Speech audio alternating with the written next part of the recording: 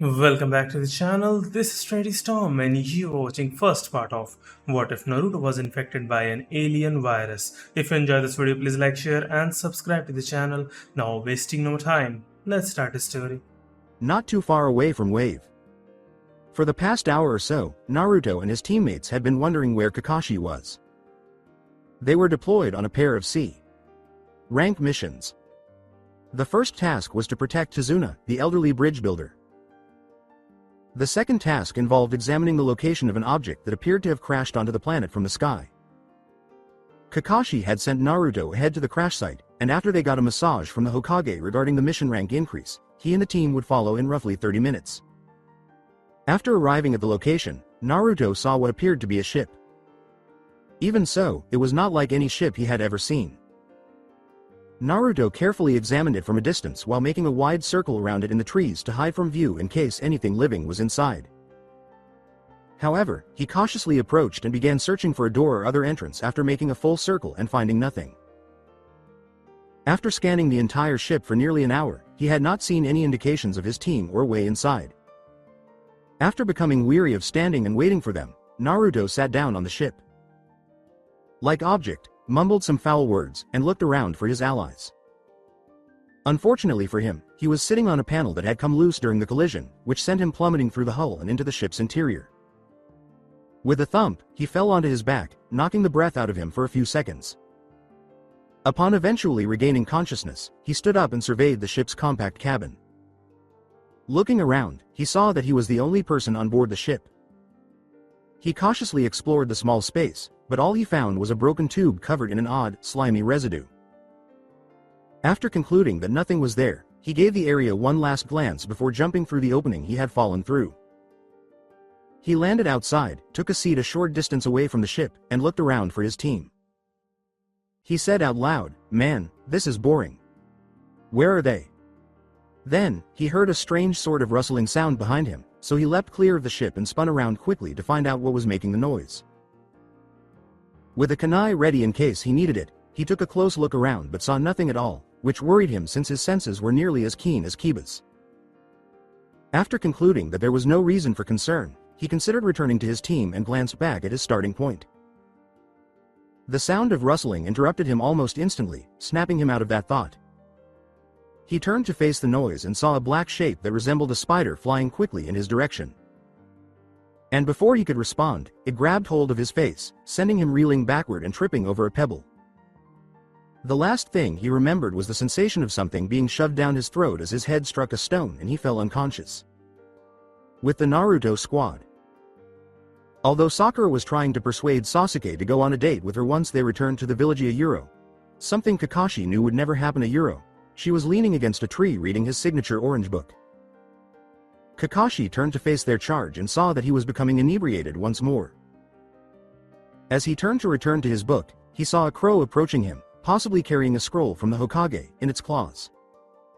He quickly picked up the rolled up paper and read what was inside after it landed. When he had finished reading, Kakashi was a little taken aback. He was being informed by the Hokage that he and his group needed to carry out the mission. It further said that he had been authorized to use all necessary force to ensure the mission's completion. Under his mask, Kakashi grinned slightly at being permitted to utilize his Anbu training once more, albeit he was a little taken aback that the Hokage would permit him to do so in front of his group of recently promoted genin. "All right, the Hokage says we can continue with the mission," said Kakashi after taking another look at the scroll. "To get you ready for anything that comes up during the mission, I'm going to train you down to the last detail. We're going to move out after I get Naruto and see what he's found, Sasuke and Sakura. You are to stay here with the client." Sakura and Sasuke were startled to see how Kakashi appeared to transform into someone else. The carefree, indolent pervert who gave them instructions while reading was no longer there. And he vanished, heading in search of Naruto, before either of them could respond. Alongside Naruto. After being knocked unconscious, Naruto slowly stood up. He was not at all fond of the spider-like creature that had attacked him. He was knocked out pretty quickly, so he wasn't sure what it had done to him, but he knew something had happened. He was unable to ponder over this, though, as Kakashi appeared from the trees and told him what the Hokage had mentioned in the message. He then inquired as to what Naruto had discovered, which turned out to be nothing. Naruto informed him of the attack, but Kakashi was unable to identify the attacker and chose to overlook it for the time being since Naruto was unaffected. They then left the clearing, having no idea that their lives would soon alter upon entering the Wave Nation. When they arrived at Tazuna's house, Sasuke laid Naruto down on the bed in the room across from Kakashi's bed. He was attempting to ascertain what had transpired following Kakashi's victory over Zabuza.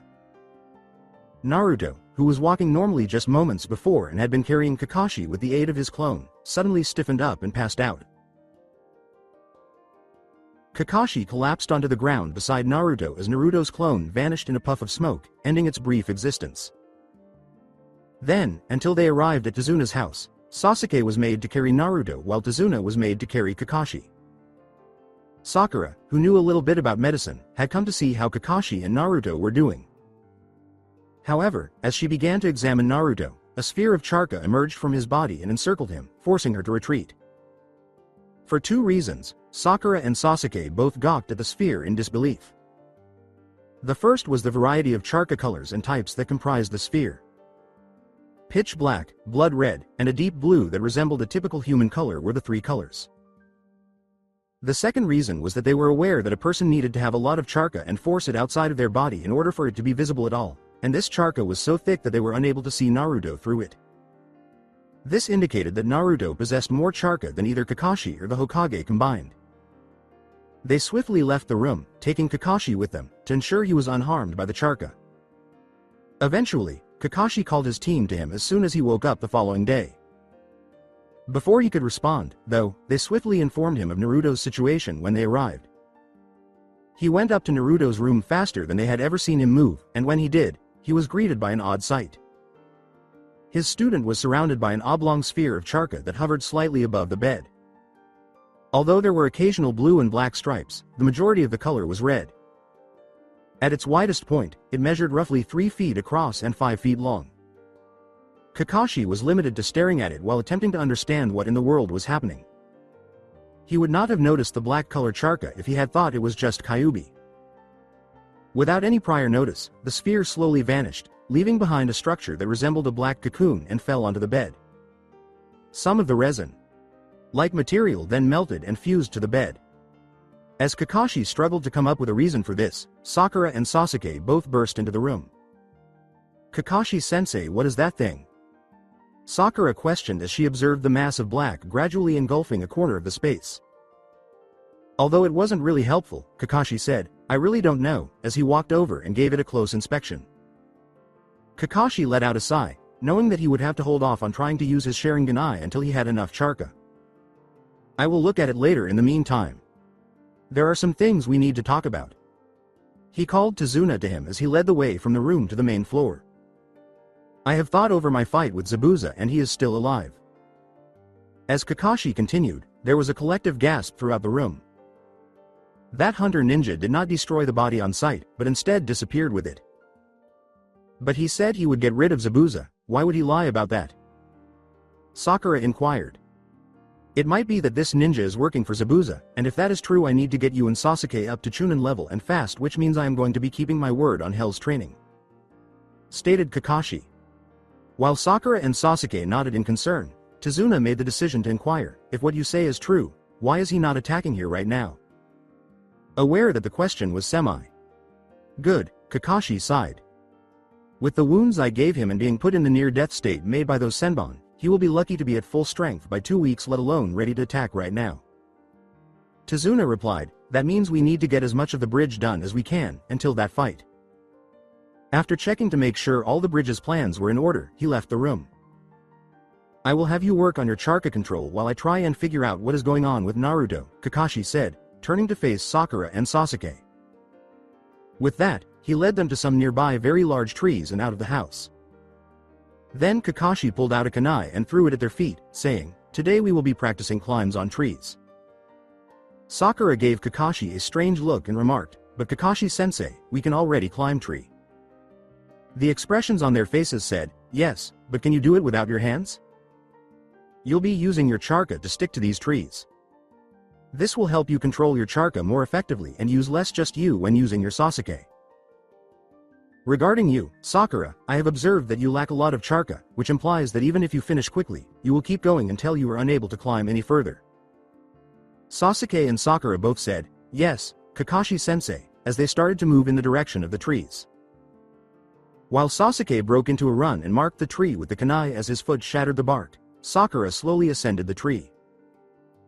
He leapt backward, landing on the earth, and grinned at the mark, which was situated approximately 1/4 of the way up the tree. However, he quickly erased the smirk from his face upon realizing Sakura had nearly reached the summit of her tree. Well, it seems the great Sasuke Uchiha needs work, or else you will be beat by Sakura here. To instill some motivation in Sasuke, Kakashi called out. He saw Sakura walking up and down the side of her tree, and then he watched with a frown on Sasuke's face as she tried again, not getting very far up the tree. After that, he headed home to investigate what was happening with Naruto and inform the Hokage of the strange development. Upon returning home, he observed that Tazuna was conversing with both her son and her daughter. He swiftly ascended to the second floor and entered the room he and Naruto would have shared, deciding not to bother them, and he examined the black mass closely. He had been observing the mass surrounding Naruto for more than an hour, and he still had no idea what it was or did. At last, he gave up and stopped scanning it with the "just you," going to the roof to call Cocoon. "It's about time you summoned me, and it has been so boring," said Cocoon, glancing at him. Kakashi just nodded. "Yeah, I figured, but I have been dealing with genin, so there had been no reason to summon you until now." "I assume I am the messenger once more," Cocoon remarked, taking note of the scroll that Kakashi had taken out. "Yes, I need you to take this to the Hokage at once, we have no time to lose, got it?" Kakashi stated in a very serious tone. With a nod, Cocoon took the scroll in his mouth and vanished into a puff of smoke. Kakashi took a quick glance around before returning inside. More than a day went by before Kakashi felt secure enough to use his eye to check for any signs of what was happening inside the dark mass. He swept his eye across it, saying, "Now let's see what you're hiding." However, his sight was useless because there was not even a trace of charka. To put it succinctly, his eye was unable to see any movement, charka, or Naruto. He hoped the team he had requested would arrive soon, or else they would all perish as he peered out the window. 3 days had passed since Kakashi had stepped up Sasuke and Sakura's train and sent the message to the Hokage. He increased their taijutsu training and had them scaling trees using only charka.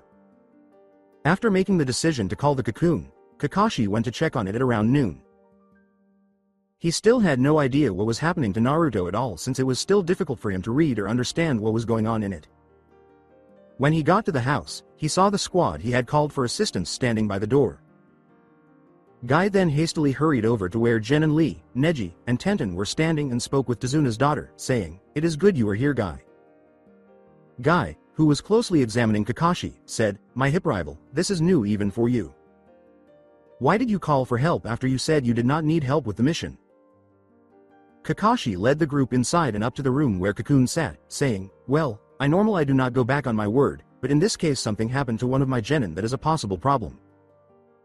Guy and his group stared at it in disbelief while Tenten said, "What in the world is that thing?" To everyone.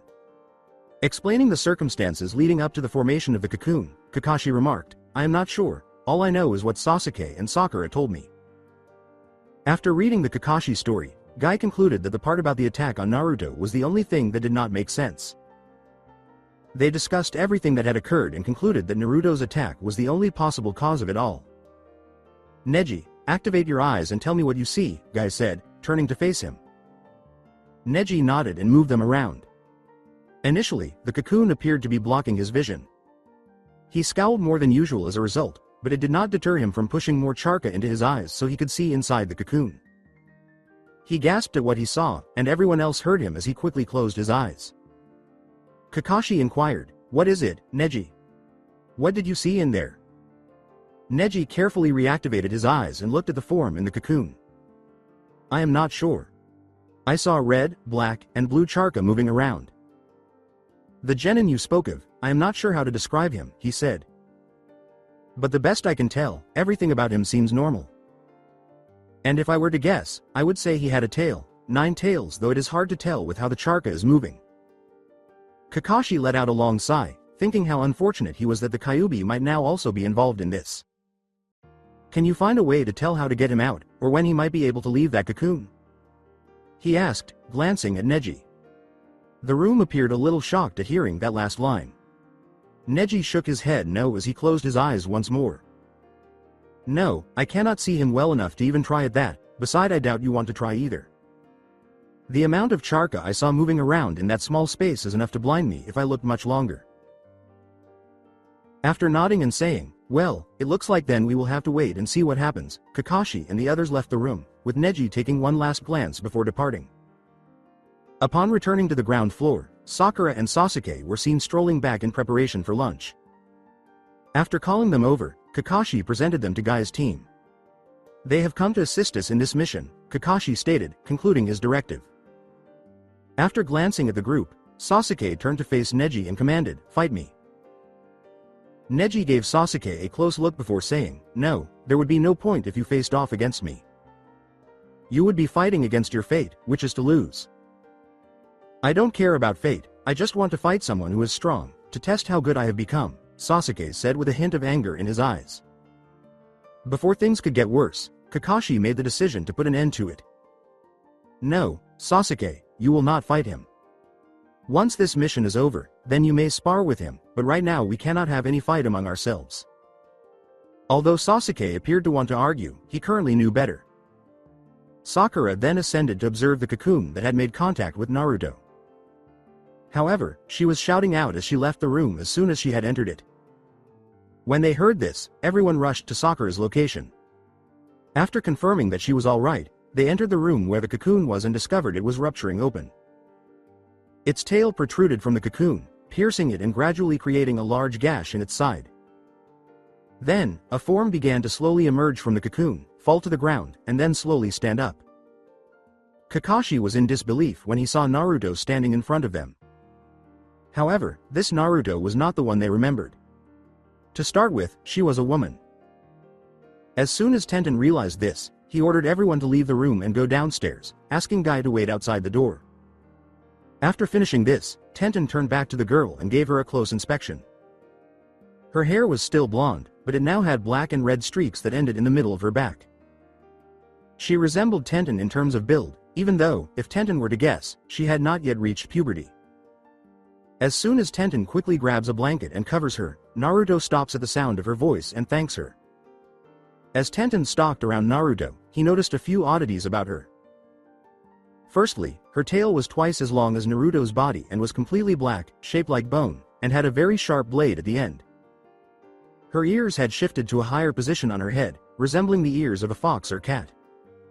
Naruto's hands and toes had also altered. Her nails had turned a deep midnight black and appeared just as sharp as her tail blade, giving her hands and feet a claw-like appearance. Tenten's final observation was of Naruto's peculiar eyes. The iris was silted like that of a fox or cat, and the eye itself was a pure black color. After deciding on Naruto's clothing size, Tenten left the room to get some personal belongings and came back. She returned to Naruto and took her time examining her own body in the room's mirror, but as Tenten walked in, she stopped, wrapped the blanket around herself again, and sat down on the bed. Tenten attempted to question her, but ultimately she needed to be prodded by Naruto in order to get an answer. Naruto was having a hard time because, in addition to being a girl now, her body had undergone significant change. After she fainted, she had few memories. All she could recall was that she had been walking with his team at the time, and that she had woken up in what appeared to be an underground sewer. Observing a strangely shaped being converse with what appeared to be a Kyuubi. At the moment, he was unable to understand them, but as he drew nearer, he was able to understand some of what they were saying at least, what Kyuubi was saying. After giving Naruto a quick glance, Kyuubi sent a tail grabbing him and dragging him into the cage. Naruto attempted to protest, but it didn't seem like he could. The creature then appears to come to a decision with Kyuubi after some more discussion, at which point it joins Kyuubi and Naruto in the cage. At this point Kyuubi put Naruto back inside the cage and looked at him prior to speaking. Human, it seems you got yourself into bigger trouble than even I would have ever thought possible. You found the egg of a xenomorph and took it into you, and if it were not for the seal it would have hatched a few moments ago killing you. And as it is, it still might. I used my charka to keep it contained for now. So for a while now I and the mind of the xenomorph here have been talking and we have decided to do something about it so we both get what we want. And what makes you think you can do this without my say-so? This is my body and my mind," yelled Naruto when he finally found his voice. "Because human, without these changes you will die, and the xenomorph will be free to kill at its leave." Naruto only looked up at Kyuubi. "Fine, tell me what you are going to do or else I will just die and make sure I take you and that xenomorph with me." "Oh, and call me Naruto, I am not just a human." Kyuubi nodded. He knew humans could be inflexible, but this was somewhat frightening. "Fine, Naruto. I will tell you since it seems I don't seem to have a choice, as I do not want to die. I will use the seal's power to change your body by combining it with that of the xenomorph's adult body. This will take a while to complete. So in the meantime you will be in here, I and the xenomorph will be teaching you things you need to know about this body that you will probably have and what it can do. What alterations are in store for me?" inquired Naruto. "Straight to the point, I see, but in short we are not completely sure about your looks, but we are sure you will gain some of the xenomorph abilities. Most likely of these will be acid blood, being able to walk on walls without charka, your mind will possibly be able to link to others' minds, and most likely you will gain a tail like that of a xenomorph. It is also possible you will gain some of my things from me. Like possibly 9 tails after a while, and gain full control over my charka, or control over the elements. Though it hard to tell what will happen as of right now." Kyuubi responded to Naruto, stating, "Okay, I will go through with this. Though by the time this is over you will tell me what you are hiding. There are 2 things I want to know, one is how does this help you out, Kyuubi," said Naruto, who had been silent for a few minutes while pondering. "I will be able to feel the outside world through you sense, it may not seem like a lot but when you are unable to feel anything for over 12 years the thought of a breeze following through your fur is something you start to long for greatly. And what does the xenomorph there gain from this? It does not have to deal with the jonin of your world, many of which would kill it before it could have a chance to start a hive. That is why I was able to stop it from killing you after I started to restrain it." "Okay, then let's begin, but try and make sure no one on the outside is hurt," Kyuubi said, failing to respond as its tail shot forward and encircled Naruto, with the xenomorph pouring its charka into both of them through the seal. Naruto nodded, looking at the xenomorph. Tenten prodded her several times to get her attention before bringing Naruto's thoughts back to the here and now. "What is it?" he asked. Tenten murmured, "Need your help in getting you into some clothes. I am a little bit bigger than you, I think, but that means my clothes should fit you for the most part." Naruto said, "But you're a girl and I'm a boy," glancing at her. "No, you are a girl, so you will be wearing some of my clothes right now," Tenten shook her head. In an attempt to understand why she had transformed into a girl, Naruto sighed and nodded her head. "It's because most xenomorph are female that and I am a girl too," Kyuubi said, nearly shocking her. "Why didn't you inform me of this earlier?" As Tenten gradually pushed Naruto into clothes that were nearly too large for her, she asked herself in her head. "Because I didn't think this would happen or that it would matter." "Did anything else change that you weren't expecting?" Naruto retaliated sharply. For a brief while, Kyuubi was swift. "Nothing else that I predicted happened did," he said. "That's fine, but you must assist me in handling this going forward, so please remember that." With a final venom in her voice that actually scared Kyuubi, Naruto threatened to figure out a way to destroy you, and make you no more of a threat than that rabbit I saw a while back. Tenten noticed that Naruto's clothes did not fit her well, but for the time being, there was nothing better. She had on a white shirt with long sleeves that covered her hands and arms when Naruto finished. In addition, Naruto was wearing green ninja pants, which had to be rolled up to reveal her feet. Not sure how she looked, Naruto asked, "They're all dressed, you happy?" Then she said, Before we go downstairs can you help me, I never been a girl before." "Well, a real girl before." The question surprised Tenten, but he gave it some thought. Naruto had previously been a boy, so she could understand the differences when she considered them. "Sure, I guess I will help until we get back to the village. Though if you don't mind my asking, what do you mean by being a real girl?" she said. She turned to lead the others out of the room, but Naruto grabbed her and said, "Thanks, and well, I made a just you that could change me into a girl completely, but I never spent a lot of time like that because it gave me a killer headache later. The headaches got worse the longer I used the move, until I knocked myself out from using it for too long. Welcome, if I may ask, how long can you how the just you?" 3 minutes normal, 10 minutes max. I see, she said, glancing at the girl who appeared to be dejected. After a brief moment, she made the decision to embrace Naruto, got her up, and led the way out the door. They descended the stairs to visit with the others. Tenten observed that, despite her new, large tail, Naruto was able to walk just fine for some reason. Naruto moved entirely behind Tenten as she entered the living area, barely visible due to her smaller stature.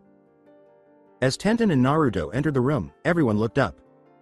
Kakashi then moved to stand by the wall, and everyone gave Naruto a close inspection. "How are you, Naruto?"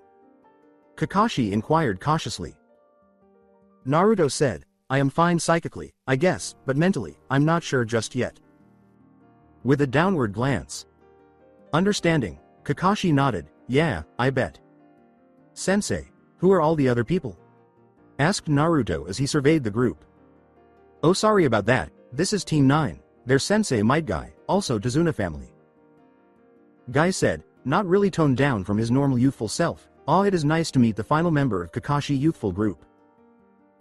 "It's nice to meet Guy," Naruto remarked, glancing at the ninja who lived nearby and was dressed in spandex. Naruto heard Kakashi murmur a little, "He grows on you after a while." The other are Neji Hyuga, Rock Lee, and Tenten, who you have already met.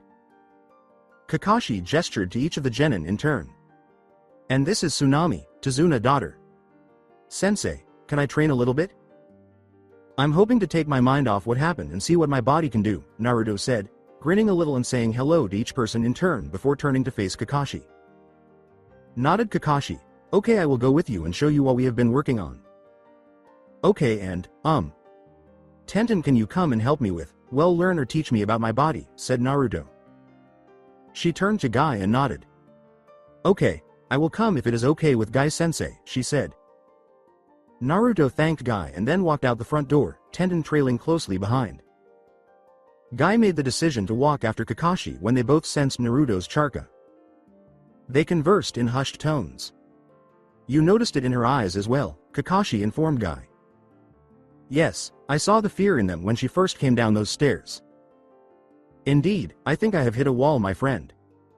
I am not sure how to handle this or even if I should try. I doubt even the Hokage could help you with this." As they approached Naruto and Tenten, Kakashi whispered, "Yes, I know, Guy. I'm going to look around and see if I can find anyone willing to help that has helped her in the past. I know a person who will help Naruto." A while back, after Naruto was kicked out of the orphanage, he was given a room at the hotel. "It is by my room at the hotel I stay at. Anko, who lives across the hall from where Naruto lives, happens to be very much like an older sister to him. Her. Go to Anko when you get back to the village and let her know what happened. She could probably help you more than anyone else could," Guy said, turning to face Kakashi. Then Kakashi approached the two genin and said, "Okay, Naruto, let's work on some chakra control." Naruto, whose tail was twitching with excitement, said, "Oh, and how are we going to do that, Kakashi-sensei?" This made Kakashi wonder how Naruto managed to stay upright when her equilibrium ought to have been affected. "Tree climbing," Kakashi uttered, making Naruto look bad. "But sensei, I can already do that with chakra and without." "Oh, when did you find out?" Kakashi inquired. Naruto said, not really looking at Kakashi but rather at a tree, "Anko. Onesen was the one that taught me. She did not want to chances my sensei did not teach me anything and taught me tree climbing and water walking." Naruto simply nodded before carefully making her way up and down a nearby tree, keeping Kakashi in the dark for the time being about the fact that she was not using chakra to climb the tree. "Okay then, but I would like you to show me." He led Naruto to the small shore by Tazuna house and said, "Very good, Naruto, now let's see how your water walking skill is." Naruto took a deep breath and looked at the water before walking out onto it without sinking. "Excellent, Naruto," Kakashi remarked as he observed his pupil. "Thanks, sensei, but my control has gone down," Naruto grinned back at her from where she stood on the water. However, as she was speaking, her control slipped just enough to send her plummeting into the water. As Tenten laughed, Naruto fell. Hearing this, Naruto sprayed Tenten with water, getting her wet as well, saying, "No laughing." Kakashi raised his eyebrows. "Naruto, I would like for you to get your control back to what you had, then work on your taijutsu with Tenten here." When Naruto got back up on the water and attempted to regain her control, she nodded and said, "Yes, sensei." With a sigh, Kakashi watched Naruto rehearse some more before going inside to check on Guy and the others. Before entering the house, Kakashi took one last look at Naruto's training and sighed to himself, thinking that this mission would always seem to go on forever. Naruto made every effort to adjust to her new body over the course of the following week. In those initial days, Tenten and Sakura ended up providing her with a great deal of assistance, ranging from ninja training to basic feminine necessities and know how. Training for Naruto was going slowly. It turned out that, regardless of what she did normally, her tail balanced her out. However, when she started fighting, her tail would throw her off, resulting in repeated falls. Even though it took her almost 3 days to get her to a school student level, she could manage herself if she just used her tail. They first met Inari, the 10-year-old grandson of Tazuna, at the conclusion of the training week. He had heard them discussing the bridge when he had arrived halfway through the dinner. He told them up front that they had absolutely no chance of defeating Gato. He only said that Gato causes death and agony in response to Kiba and Sakura's questions about why. Subsequently, Inari bounded from the room, leaving everyone gaping in his wake. After Inari had left, Tsunami entered the room and peered up the stairs that Inari had ascended. He has been like that for a long time. I lost my first husband about a year after Inari was born, and he grew up without one, until about 5 years ago. He was saving a young dog that had been thrown into the water by some other kids which were teasing him, only he like the dog could not swim. It seemed that the dog learned to swim at that moment and left, but Inari still did not know how to swim and started to drown.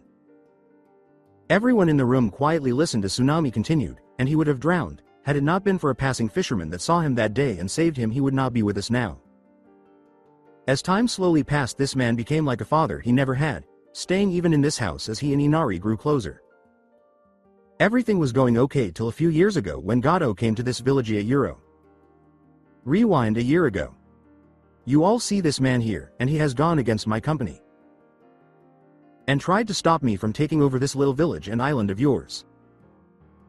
So he is going to be an example to those who are thinking about being a hero, said Gato, a small man dressed in a black and white striped suit and dress paint, calling everyone together in order to demonstrate his full power. Gato then pointed to the center of a section of a chain-link fence where a lone post was standing. Then, Tsunami's spouse Kaiza was led into the fenced area by 2 very big men carrying hammers through a gate. Kaiza appeared extremely injured, as though he had been battered for a considerable amount of time. The 2 men then tied Kaiza to the post. Gato gestured to Kaiza, "This is what happens to those who defy me," and then he signaled to a swordsman who was near the gate entrance. With a nod, the man took his sword from its sheath and advanced toward the post, swinging it as he approached it. Nothing appeared to happen at first, and then Kaiza's head dropped from his body, indicating his death. Flashback end. Before getting up and cleaning the table of its plates and very little food left over, Tsunami remarked, "After that day this town has slowly gone downhill." Gato was drying up the town slowly before that, but after it took maybe 3 days before it was more like what you see now. Tazuna nodded and produced a small bottle of sake.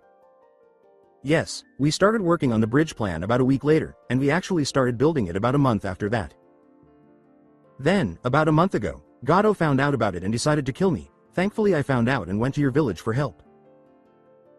Tazuna then proceeded to pour a small glass from the bottle and said, "The second reason I asked for the mission level 1 did rather a higher one even, I figured Gato would only send his thugs after me, not a ninja." Team 7 and 9 now understand why Tazuna behaved the way he did, though it was still unclear if Tazuna was still lying to them about it. Kakashi and his group left the following day to train. Guy had his backup guard Tazuna, or Lee, in Lee's case, after some assistance moving heavy steel parts. However, Kakashi was having his group practice chakra control, and they were getting the hang of it pretty quickly. After finishing, Kakashi made them dash to the house and back before starting taijutsu practice. While taijutsu had already mastered the chakra control techniques that Kakashi had demonstrated to them, Naruto was focusing solely on her. Since they had begun their workday, Kakashi had been working one with her, and among the first things Kakashi learned from her was to never get in the way of her tail. Throughout the initial stages of the taijutsu battle, he had her working on it. She made him use a replacement log that was destroyed by the impact from her tail because he had been holding back a lot. Then, they moved to her as the main Taijustu, but she was still not moving forward much because she still stumbled when she moved too quickly. She could walk, run, jump, and jog normally, but she couldn't yet perform any fast maneuvers. She was learning a flexible style that Anko had taught her, but it hadn't been very useful to her up until this point. Now that she had a new body, she could fully utilize the flexible style. When she was able to fight without tripping, it would be even more terrifying with her tail attached. When lunchtime arrived, they returned to the house and discovered Tsunami preparing lunch. With haste, they made their way to the table and sat down, hoping for some tasty food. But when Inari entered and saw them, that thought was altered. He questioned them angrily, "Why do you keep fighting when you know you cannot win?"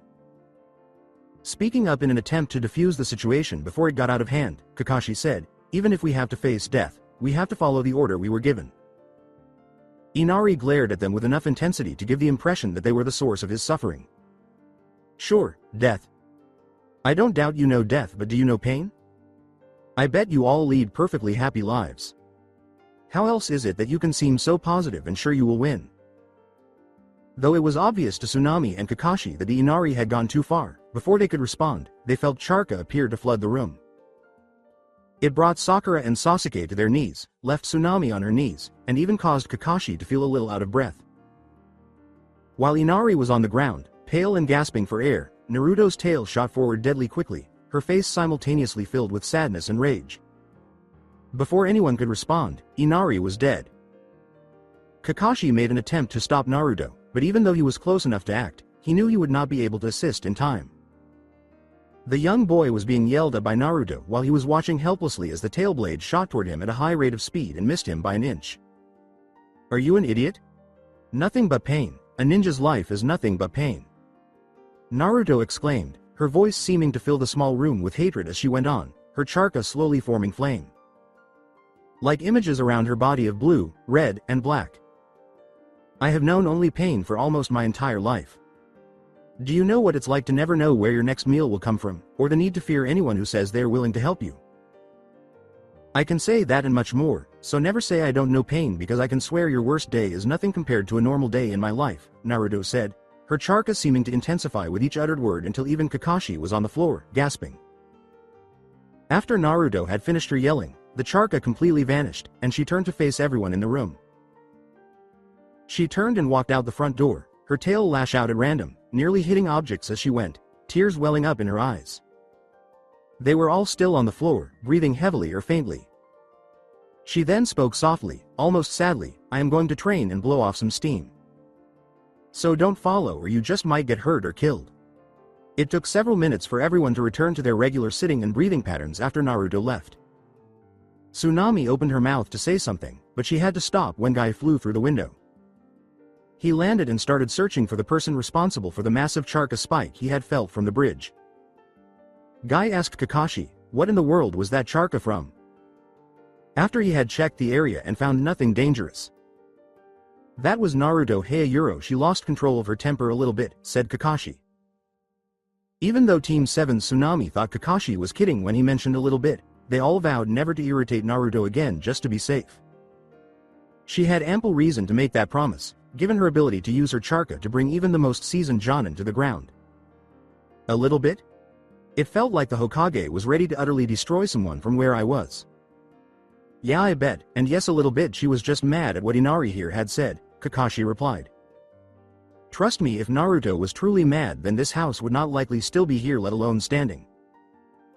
Guy turned to face the child Kakashi was pointing at and said, "I see, what did you say, Inari?" But Inari simply shook his head and made a beeline for his room. Kakashi clarified, "I think he fears what just happened with Naruto to happen again if he said what he had said before revealing to Guy everything that had transpired." To the surprise of everyone else in the room, Guy remarked, "I see, and from how you say she drowned her story in sugar again." Sasuke, unable to accept that Naruto had gone through, remarked, "That is not possible. There is no way the Dobi has had to go through that." Sasuke thought that it was impossible for him to act the way he did, and yet she did. "I assure you, Sasuke, that he has indeed gone through all that," Kakashi said as he glanced at his pupils. If you are wondering why he does not hate the village Euro, not even I know the answer to that. By all right, Hey Euro, she should be a missing ninja wanting to utterly destroy the village, yet Hey Euro, she fight for it, willing to risk her very life to keep it safe. For the first time in his life, Sasuke was completely stunned by Naruto's life, which made it seem like a bad dream. Sakura was mentally kicking herself over and over again. She had never really understood pain outside of the few bullies she had dealt with.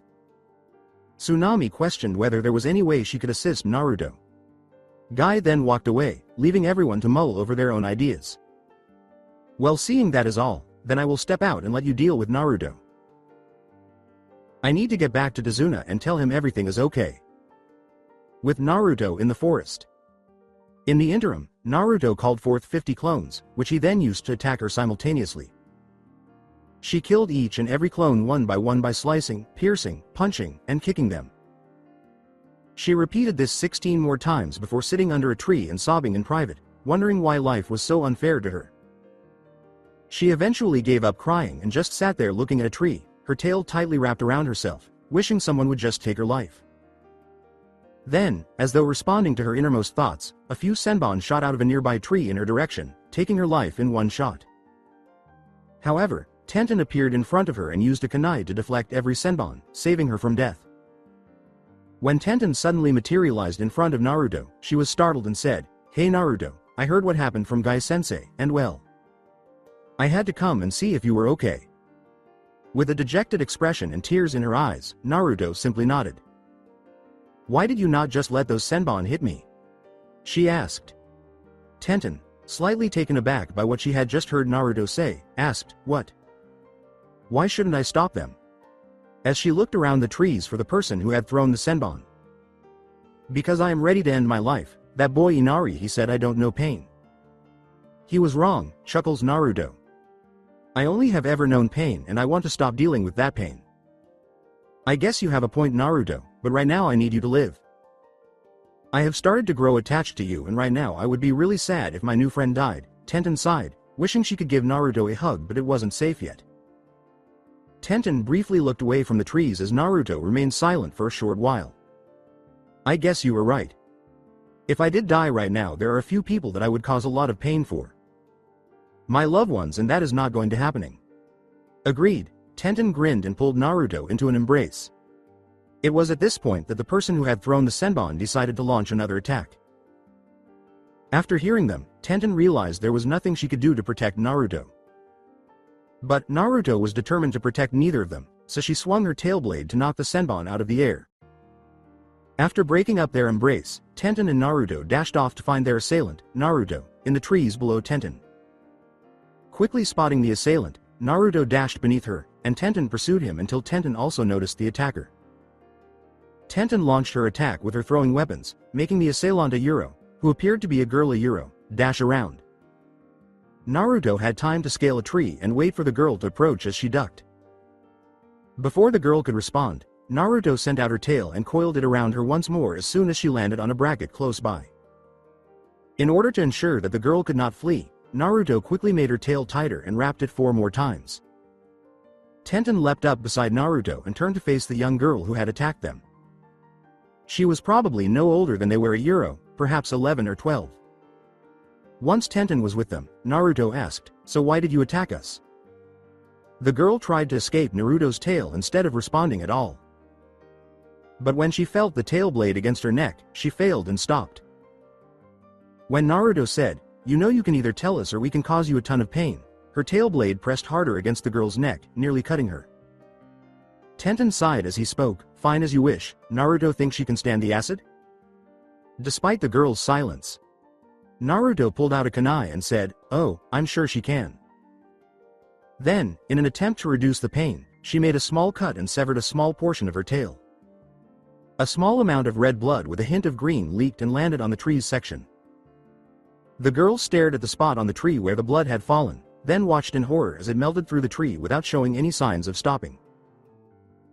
Holding up the kunai that had been used to make the small cut a Euro, which was nearly completely melted from the blood that had touched it a Euro, Naruto observed the ninja's terrified expression and said, "So you want to tell us, or would you rather keep quiet and let this happen to you?" With a, "Fine, I will tell you, but not here," the girl replied.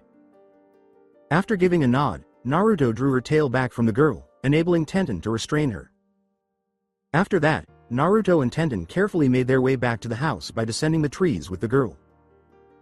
As the group approached him, Kakashi, who had been waiting for them by the door, noticed them. The girl who was bound caught his attention and rushed towards him. When he arrived, Kakashi said, "Well, it seems you two have been busy. You feeling better, Naruto?" "Yeah, I suppose I am." "And yes, we have." "This is," Naruto nodded.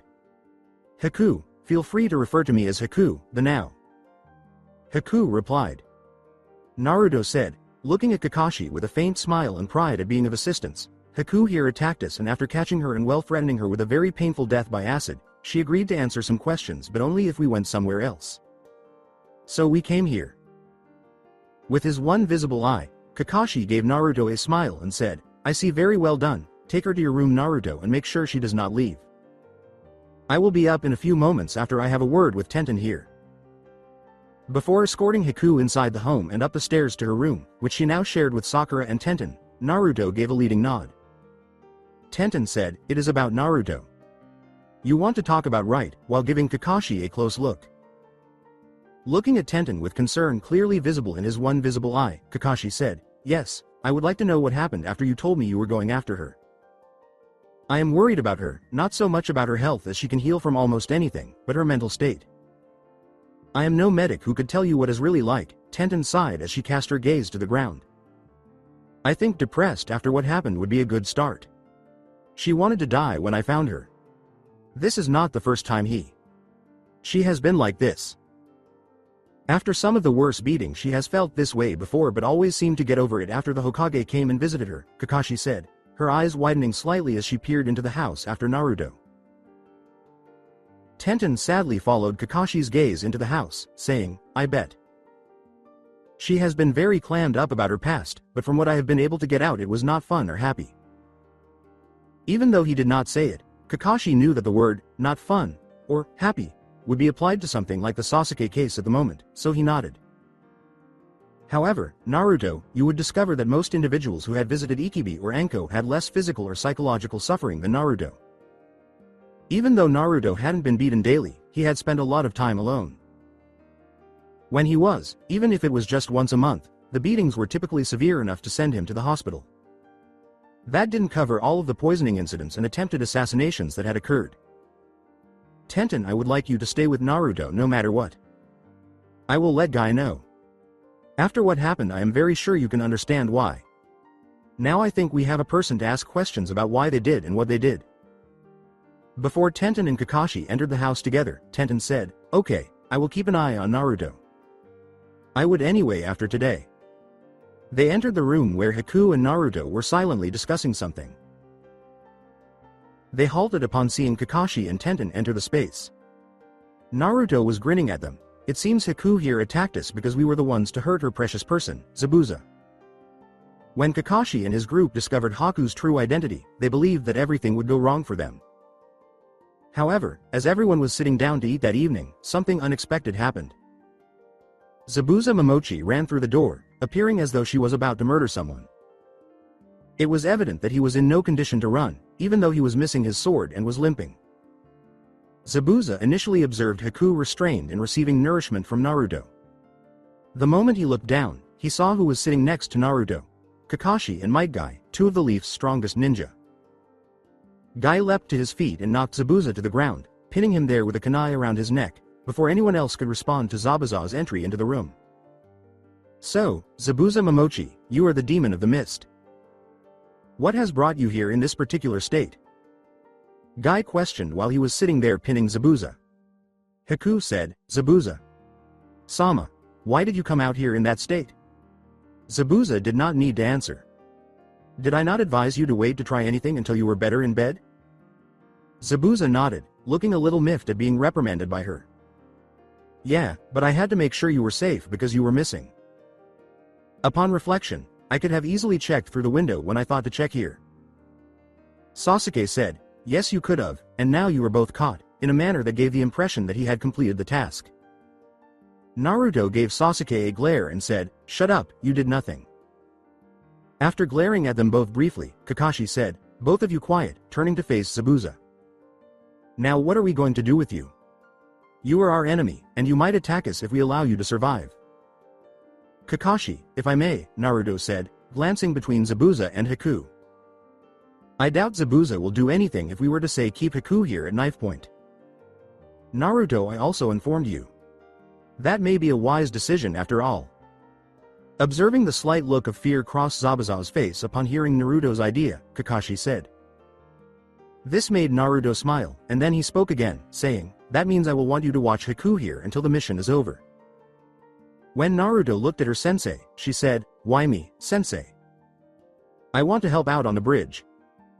Because you still need more training to get used to the changes, otherwise you will not be any use on this mission again," Kakashi said plainly because it remained true. "As you wish, sensei," Naruto said, bending her head slightly, acknowledging that, despite her dislike of Kakashi's statement, it was true. "Now Guy, the first think you can get off Zabuza now, before those weights of yours break his back."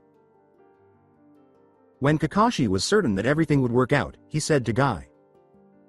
Guy gave a nod and departed, making it apparent that Zabuza was breathing more easily at that point. Zabuza extended his arms as though he intended to hand them over, but nothing transpired. "We won't bind you with charka cuffs, Zabuza-san. Without proper care, you won't be significantly more powerful than a genin for a while. However, until this mission is completed, we will keep your charka sealed, so we won't have to worry about any just you." Zabuza nodded and felt Guy apply the seal on his left arm. He then felt weaker and had to move around with charka until he recovered fully. In order to avoid falling over, he sat down quickly and said, "I guess I must say thanks for at least not killing me or my apprentice." "You're welcome, but it doesn't mean you'll get away with it. You're going to aid us in the fight against Gato and permanently destroy him and his company," Kakashi said as he took out his book and resumed reading. "As you wish, though I only know about his base and a few plans he has for the Wave Nation." The following night passed uneventfully.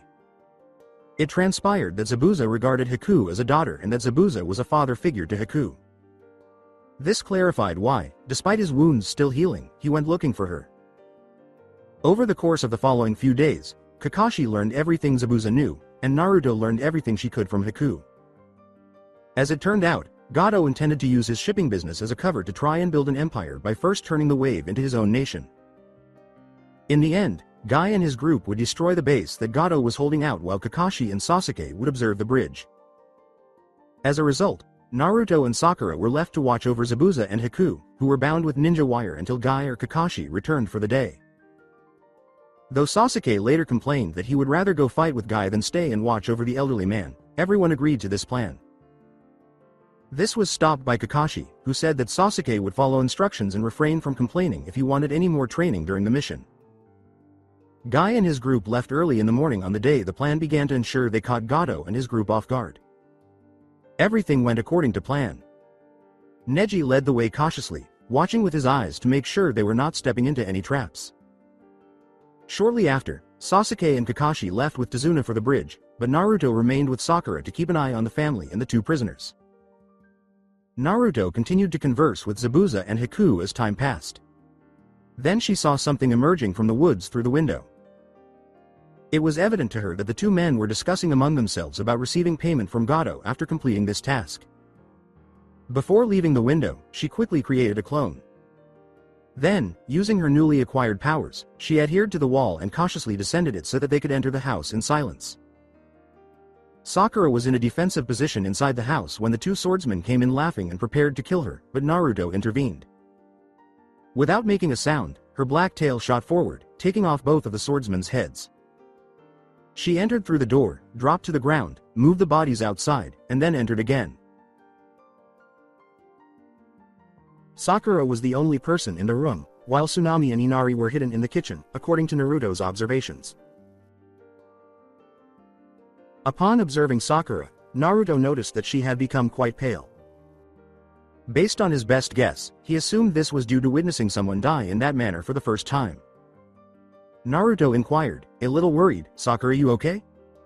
As she created some clones and got to work clearing up the mess.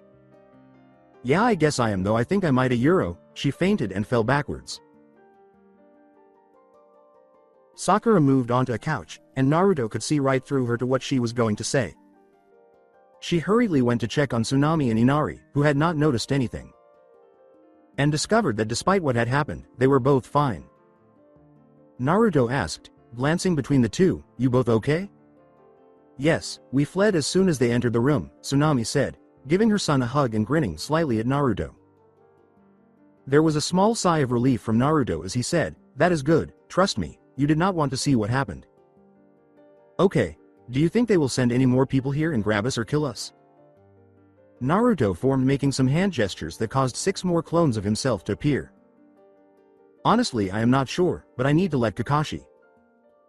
Sensei and Sasuke know what has happened, so I am going to leave a few clones here while I go and report to them," Naruto said.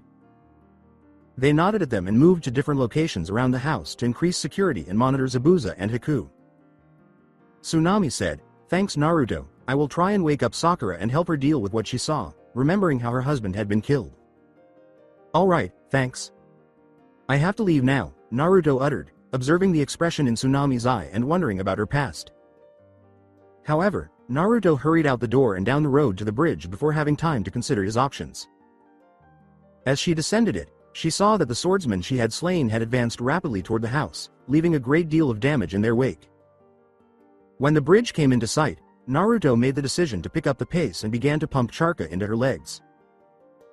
She decelerated at the bridge, veered onto it to avoid tripping, and continued running down it until she saw Kakashi and Sasuke.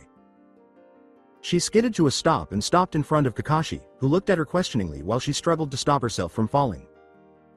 "Naruto, what are you doing here? Shouldn't you be back at the house?" Kakashi questioned, aware that Naruto's presence would indicate that something was amiss or that nothing was going according to plan. "Yes, I will return soon, but not before informing you that Gato had some people come and attack the house. Tsunami or Inari, in my opinion, were going to be abducted and used as human shields. Additionally, I believe that this indicates that Gato will initiate contact today." Naruto spoke quickly to explain. After saying, "I see that means Guy and his team might not find anyone at all when they get to the base," Kakashi turned to face the bridge that led to the islands. A group of people brandishing swords or clubs emerged from the mist, followed by a small man dressed in a business suit. The small man turned to face Sasuke after looking at Kakashi and Naruto and remarked, "Well, it looks like I have to do things myself. Keep that girl with the tail thing alive and we will make her tell us where Zabuza is so we can kill him later." At that moment, Kakashi recognized the small man as Gato, alongside Guy's group. After searching the base for 30 minutes, Guy and his group had not yet discovered anything. Neji, whose eye had been activated since it appeared that no one was in the area, looked and assisted them in stealing items they could utilize later, such as Gato's account details and all of the paperwork. A ninja appeared in front of them as they were about to leave. He had a leaf headband with a scratch through the symbol on it. "It appears that, for once, my boss Gato was correct." The man said, "I have to kill you now because someone is stealing his stuff," pulling out what appeared to be just a sword hilt before lightning. Fast blade shot out of it. "Now who want to die first?" Naruto, Kakashi, and Sasuke turned to face Gato and his gang of thugs as they prepared to launch an attack on Kakashi and company. Kakashi swiftly addressed Naruto and Sasuke as the gang prepared to rush them, saying, "You both stay back. Neither of you are ready for a group of thugs this size. This is an order, so follow it without question. Go support Tazuna and his staff until it's finished." Sasuke held his ground and did not back down, while Naruto nodded in retreat. "Sensei, I can fight. I need this to tell me how ready I am to fight my brother," Sasuke said, turning to face Kakashi. Kakashi sighed, knowing he would not have time to give the stupid idiot a good kick. For the time being, he would discipline the Uchiha after the fight. Kakashi gestured with his hands, began a just you, leapt to a great height, formed a O with his fingers, and released a blow. A massive dragon formed of flame shot out from Kakashi and crashed into the group of thugs, reducing many of them to ash in an instant and leaving others severely burned or dead. He then hit the ground and started running, but nobody was able to make out anything more than a blur. He killed 1 or 2 of the thugs with his kunai attacks or a well-placed punch or kick as he moved among them. Gato, who had been knocked unconscious when Kakashi attacked the thugs after being burned fairly badly in his initial attack, was now beginning to regain consciousness, and his army was the first thing he did. Of his over 100 men, not one remained alive. It was completely destroyed. Upon rising, he observed that the Jonin who had decimated his horde of goons was now cursing one of his pupils or defying him. Gato began to slowly backtrack in the hopes of reaching his base before anyone saw him, but as soon as the Jonin had finished his tirade, he knocked the young child away with a blow for an unknown reason and turned to face Gato. After finishing the goons, Kakashi approached Sasuke, who was gaping in disbelief at what a true Jonin could accomplish, and dragged him over to Tazuna and his men. Then screamed at him for defying a clear directive before informing him that they would discuss this with the Hokage when they got back. Kakashi was given a severe smack that sent him flying down the bridge and out of sight after Sasuke declared that he would not do such a thing because he was the last Uchiha. After doing so, Kakashi turned to look around and saw Gato standing up and attempting to blend in with the background. Kakashi inquired, "Where are you going, Gato?" in a tone that was laced with hate. Gato smirked, froze in place, and gave Kakashi a close look before saying, "You really think that you have beat me? I paid a ninja to come out earlier, so I brought him in after that oaf of a ninja was caught, figuring he could easily finish the job if Zabuza died. Oh, if I may ask, where is this powerful ninja that can beat me, because I do not see him here to help you." Kakashi started scanning the entire bridge with great care, but he did not see anyone else. Gato grinned sinisterly, as if he had just cornered these ninja. "Oh, he is stationed at my base, and should I not return within an hour he is to go and kill Tazuna's entire family," he said. "Then I don't need to worry, Guy and his team can take on any ninja you have hired." "Now what should we do with you, Gato? We have a few options," Kakashi said, his evil smile turning to a glare at this. "I believe that we should kill you, but we could also leave you in the village and bring you back here to face justice. In this manner, you are unable to harm others or disappear." As Kakashi approached him slowly, Gato became extremely terrified and collapsed to the ground. "Wait, you can't do that. How about this? I'll pay you anything. Just name your price," Kakashi said. "Alternatively, I could provide you with my bank vault numbers." When Gato begged Kakashi to stop in front of the once great shipping titan, Kakashi refused, saying, "I do not make deals with those who are worse than trash." With that, Kakashi swiftly withdrew a kunai and took Gato's head off of his body with a single blow. With a sigh, Kakashi moved away from the mass of corpses until he was 40 feet away, at which point he began making more hand signals. Subsequently, he yelled, "Mowing flames," and a carpet of flame began to move down the bridge, away from him and the others, eroding the bodies of all the thugs in its path. Eventually, all that remained of the bodies were burn marks and ash on the bridge itself. Naruto was completely amazed by what she had witnessed Kakashi accomplish, and she had not moved since she had moved to stand by Tazuna and his group. With all haste, she approached Kakashi and said, "Kakashi-sensei, may I return to the house now, though I doubt I will be needed there any longer?" "Indeed, Naruto, please go back, but don't tell anyone what happened here until I get back to the house." "Why, Kakashi-sensei?" a perplexed Naruto inquired. "Because Gato might still be hiding some thugs, and if they find out what happened, they might try to make a bold move to get away. Thus, please keep Tsunami and Inari inside the house until Guy or I are ready to leave." "All right, Sensei," Naruto said, "I will depart immediately," and he darted off into the distance, gradually vanishing from sight. When she eventually disappears, Tazuna and his group decide to finish up the work Kakashi had recommended. Kakashi heard Sasuke groan as the young genin began to wake, and he sighed happily before taking out his book. Kakashi let out a sorrowful sigh, realizing that if Sasuke did not remain silent, this would turn into an extended day. It had turned out that Kakashi was mistaken and there were no other thugs on the island at all, and things were finally calming down the day after the battle at the bridge. The first to arrive were Kakashi, Sasuke, and Tazuna.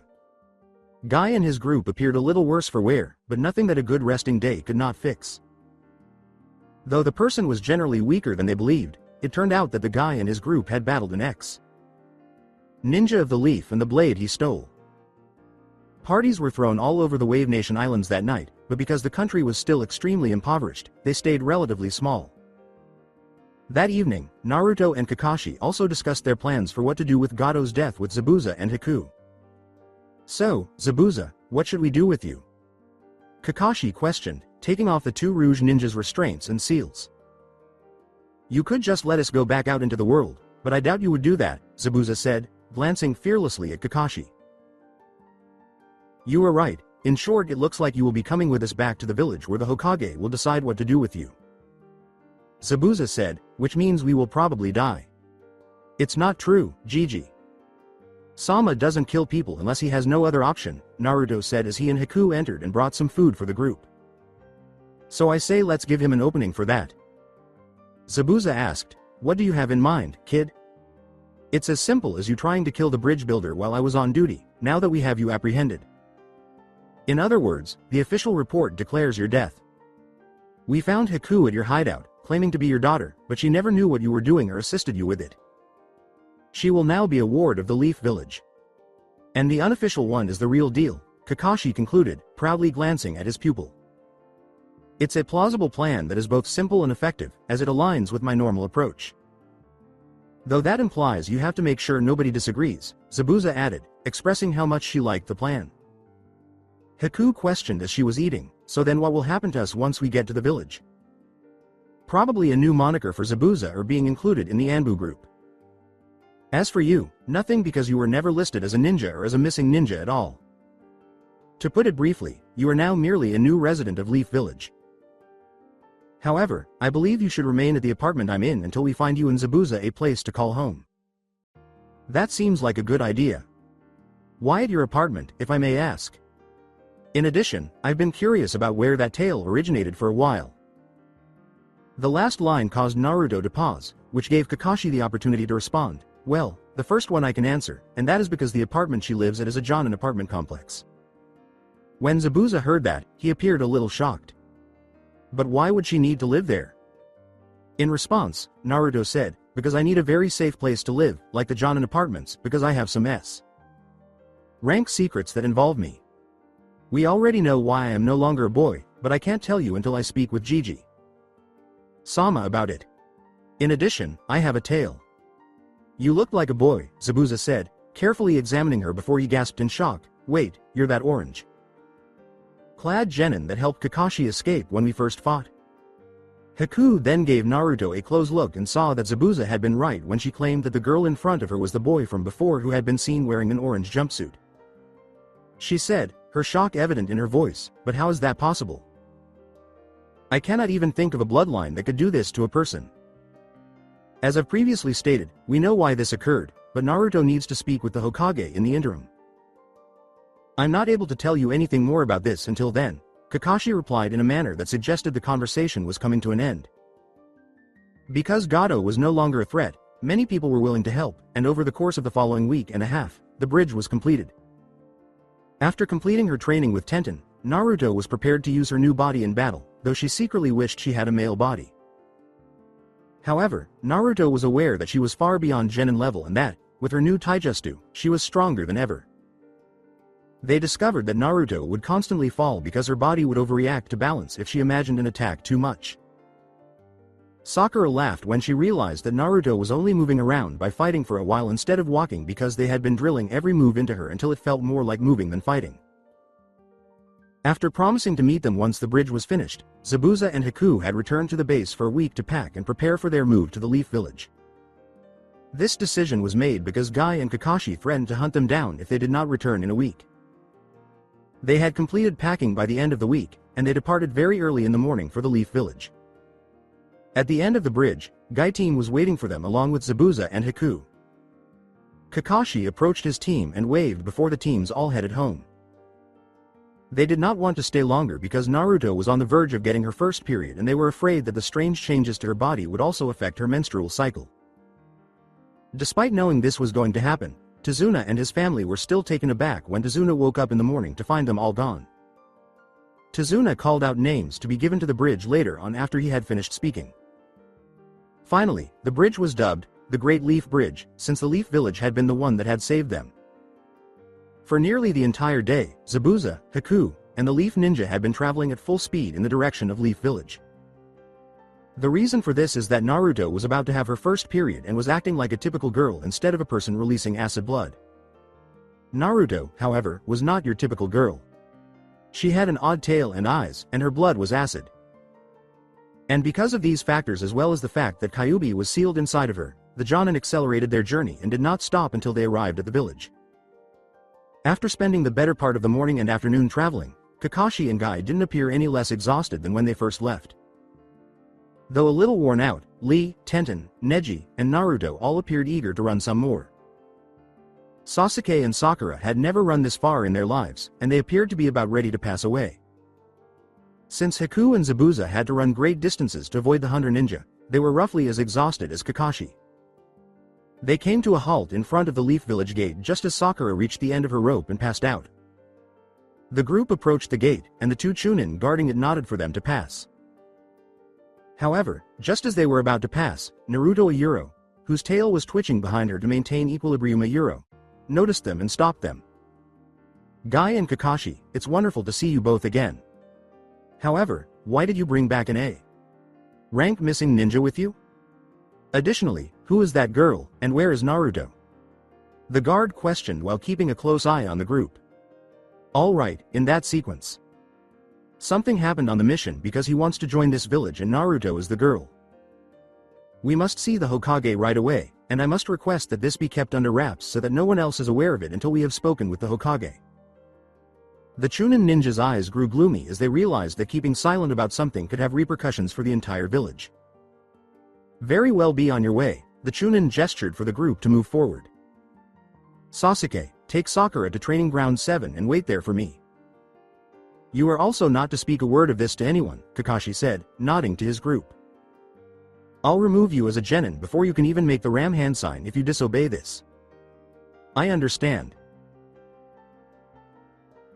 Yes, sir, Sasuke replied, aware that defying at this moment would result in his removal from his genin spot. Guy then glanced at his companions, same orders as Kakashi and same training ground, but Tenten, you will go with Kakashi, Naruto, Haku, Zabuza, and me up to the Hokage. Tenten, Lee, and Neji all said, yes sir, at once. After saying, good then let's move out, Kakashi and his group departed. Neji, Lee, and Sakura Yuro, who was still unconscious at Yuro, left with Sasuke and headed for Training Ground 7, though Sasuke complained the entire way about having to carry Sakura. Jumping from one rooftop to the next, Kakashi and his gang swiftly traversed the village, staying out of sight for the majority of the populace. They accelerated as they got closer to the Hokage's tower, leapt through a sizable third floor window, and landed in the waiting area outside the office of the Hokage. A group of 6 people came in through the window at Yuro, which was constructed with that idea in mind Yuro, and stopped in front of the Chunin who was looking at some papers. The majority of these people, she realized instantly, but before she could say anything, Kakashi said, sorry to come in like this but we have a code 6. The Chunin froze in place at that moment, pressing a button on her desk to signal to the Hokage that he was now needed in the waiting area. Code 6 was a shorthand for the statement that the village's safety required the Hokage immediately. Although she was aware of Zabuza, she did not consider that to be a major issue. Later, she became aware of Haku, but even she was not a compelling argument. Then, 2 girls emerged from behind these individuals. One was a student of Guy's, and the other was unknown to her. It was then that the tail behind the girls began to move, seemingly on its own. She realized why when she saw the girl with the tail. As soon as the Hokage entered the room, he turned to face the group and said, okay, who gave the code 6 and for what reason? It was me, sir, and the reason is the same one as I spoke of in my letter, Kakashi blurted out. Okay, follow me in, and fill me in on this tale. The Hokage turned and walked into his office with the group after turning to look at Naruto and taking in everyone in the group. The Hokage sat down and turned to face Kakashi once more. Now tell me what in the world is going on here, he uttered as he turned on the room's soundproofing seal. Well, Hokage, it goes like this, Kakashi began, taking his time to go over everything that had transpired since the mission's beginning. Even the other people in the room were a little shocked and understanding when Kakashi had to tell them about Kyuubi. After Kakashi was done, the Hokage turned to face Naruto, who was squirming beneath his intense gaze. All right, Kakashi, that is, in my opinion, one of the most bizarre reports ever, surpassed only by a previous one by Snake Sanin. You were correct to return quickly because I am aware of the nature of the creature that attacked Naruto. As everyone in the group realized what the Hokage had just said, a look of complete shock appeared on their faces. This news caused a ripple effect. But sir, How in the world is that possible? Naruto exclaimed. It is plausible since 8 years ago, a ship similar to the one you mentioned was discovered not far from the village. Because of what they try to do, we refer to those creatures as facehuggers. A few ninja had gone to investigate the downed ship. Fortunately, though, they were all exceptionally skilled, killing all but one of them and sealing the final one away for further investigation. Whatever happened to it? Zabuza asks after the Hokage does not proceed immediately. The person who was observing it was Orochimaru the Snake Sanin. And ultimately had to kill it, but now that I think about it, he started to leave the village shortly after, the Hokage remarked, his expression filled with contemplation. Not wanting to stray from the topic, Naruto said, that is all cool and all, but what did he find out about the creature that attacked me? Oh, I apologize. After killing it, Naruto discovered that the creatures were designed to implantation eggs into humans. However, Orochimaru was the one who came up with the theory that if these eggs were to enter a person, they would kill them internally and transform them into a deadly monster. Naruto remarked, that's basically what Kyuubi said. Yes, but the main reason we're here right now is to decide what to do with you when your period arrives. The Hokage, looking tired, said, unfortunately, the only safe idea is to put you in a safe room until it is over, or at least we are semi-sure we will be safe. You sure, Gigi? Sama? I don't want to be alone again, Naruto sobbed, eliciting hugs from Tenden and Haku. You would essentially be in a sealed room that could be sealed off if necessary, but otherwise anybody could see you, so I never said you were alone in a safe room. And based on the two of them hugging you, I have no doubt that you will have lots of guests. If I were to wager, I'm sure your sister is on her way here right now. That and your quote-unquote sister will want to see you as soon as she knows you are here. Why do you say that? Haku inquired, wondering who the sister-like figure in Naruto was. Because she sealed Naruto with a blood tracker seal, she would know if he ever came to town. While this is not normally done to people, she decided to do it in case she needed to locate Naruto in the future after one of their fights ended with him getting lost in Training Ground 44. That and she'll enter through that window in 3, 2, 1. A fully grown woman who had just landed in front of everyone exclaimed, Naruto. Chan, why have you not come and said hi to me yet? Her ensemble, which consisted of a trench coat, some underwear, and a tangle of fishnets that obscured her skin and prevented anyone from seeing her intimate parts, made everyone blush except for Kakashi, Guy, Naruto, and the Hokage. The woman asked Naruto, Naruto, why are you hiding under a henge like that? Hello Anko, Naruto greeted her as he approached and gave her a hug.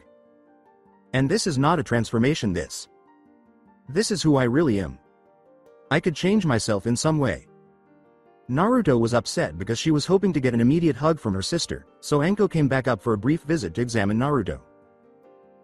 She didn't have to wait long, though, because Anko gave Naruto a tight hug and said, Naruto, who knew you could be such a cute girl?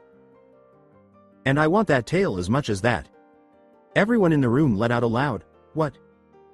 In response to this, expecting Naruto to look at her in complete shock. With a spooky smile, Anko turned to face the group and remarked, her tail is so cute and sharp, and I like sharp objects. This simply made Naruto grin and gave Anko another hug, saying, sis, it's good to see you again. Identical here, buddy. Can someone please explain this to me, sis? Anko sat down with Naruto on her lap and continued to hug him. The Hokage began, well, I will tell you everything, and then recounted all that had transpired up to that point. Anko grinned and said, well, Naruto. Chan, it looks you got yourself into trouble again. After it was over. Yes, Naruto acknowledged, her tail encircling Anko as well as her. That is putting it bluntly, may you now take her to safe house 60 until we know how her period will affect her, or us, for that matter, the Hokage ordered. Additionally, since the Land of Mist is at war with itself, Zabuza and Haku and I have decided to just accept you as regular ninjas without fabricating a tail. Please all now proceed to Safe House 60. Anticipate Kakashi, please inform your guy Genin and your Genin of the S. Rank Secrets Guidelines. The Hokage turned to face his paperwork and said, though it could be worse I guess, at least we don't have to deal with more of those eggs, as they all departed. The days that followed their return to Leaf Village in Naruto were not particularly thrilling. It was unnecessary to question why Naruto was imprisoned in a 20 by 20 foot white painted room. Tsunade's summons of slugs could be halted by the acid negation seals on the walls and floor. Naruto was only permitted to wear a few blue, acid-proof robe like dresses while she was in the room because, when her period did arrive, anything beneath would probably be destroyed right away. However, as Naruto's first full month as a female went by, nothing had happened. She was not leaking acid, blood, or any other fluid. Nothing had happened at all, and as more time went by, they began to discuss whether or not to let Naruto leave the room because it appeared that she would not be getting her period. However, everything changed one day. The first to notice something unusual about Naruto were Anko, Haku, who was developing a kinship with him, and Tenten, who spent a lot of time with him to keep her from getting bored. Before they realized that something was strange, none of them had noticed Naruto rubbing her stomach more frequently than usual. Given that Naruto had started doing this whenever she was unsure of the start of her period, this wasn't all that strange. They asked Naruto about it since, instead of doing it every hour or so, he was now only doing it for a few minutes at a time. However, Naruto was unsure of her motivation. Apart from the fact that, for some reason, she felt as though her belly was both fuller and bigger at the same time. Like the other girls, Anko believed that perhaps Naruto was about to start her period. This was not the solution, though, as they observed Naruto's belly expanding throughout the day, doubling in size by lunch and then doubling again by supper. Naruto's belly now appeared to be almost pregnant, so they knew for sure that something was growing inside of her. They made the decision to stay at the building where Naruto was as they left the room through the opening in the ceiling that served as both the entrance and the exit. Every day, an Anbu outside was assigned to watch Naruto through a specially constructed window. When Haku and Tenten informed the Anbu of their observations as they were leaving the room, the Anbu nodded and acknowledged that he had also noticed it. After putting Naruto to bed in her own acid-proof bed and leaving the room, Anko sat down in a chair by the window to watch Naruto with the Anbu guard for the night, after Haku and Tenten had fallen asleep. Anko and the Anbu stood watching Naruto as the night slowly went by. Neither of them dared to move as they watched Naruto's belly continue to swell.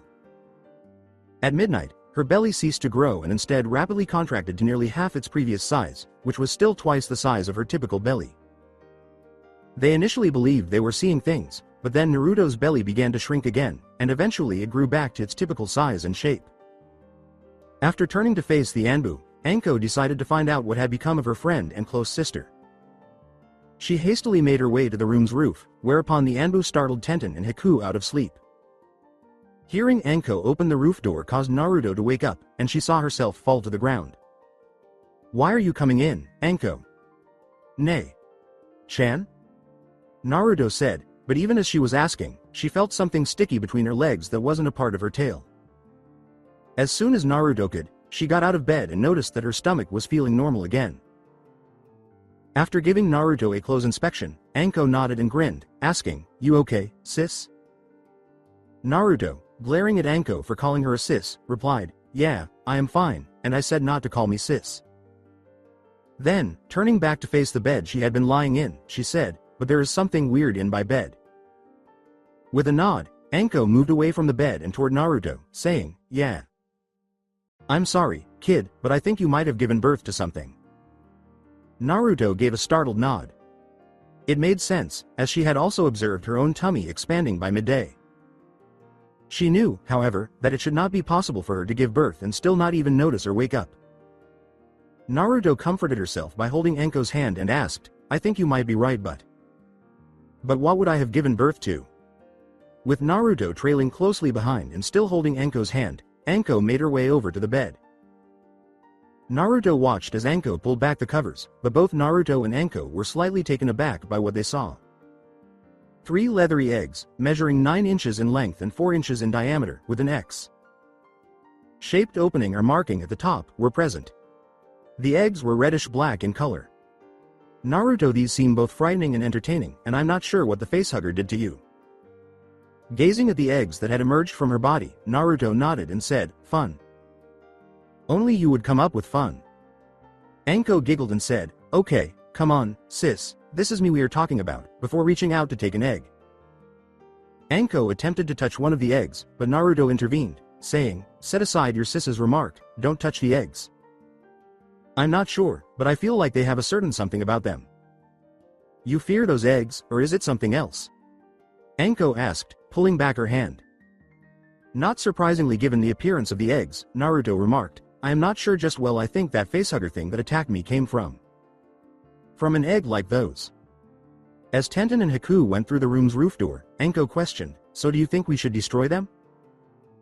But before Naruto could say anything, Kyuubi's words, Kit let the eggs be, flooded her thoughts.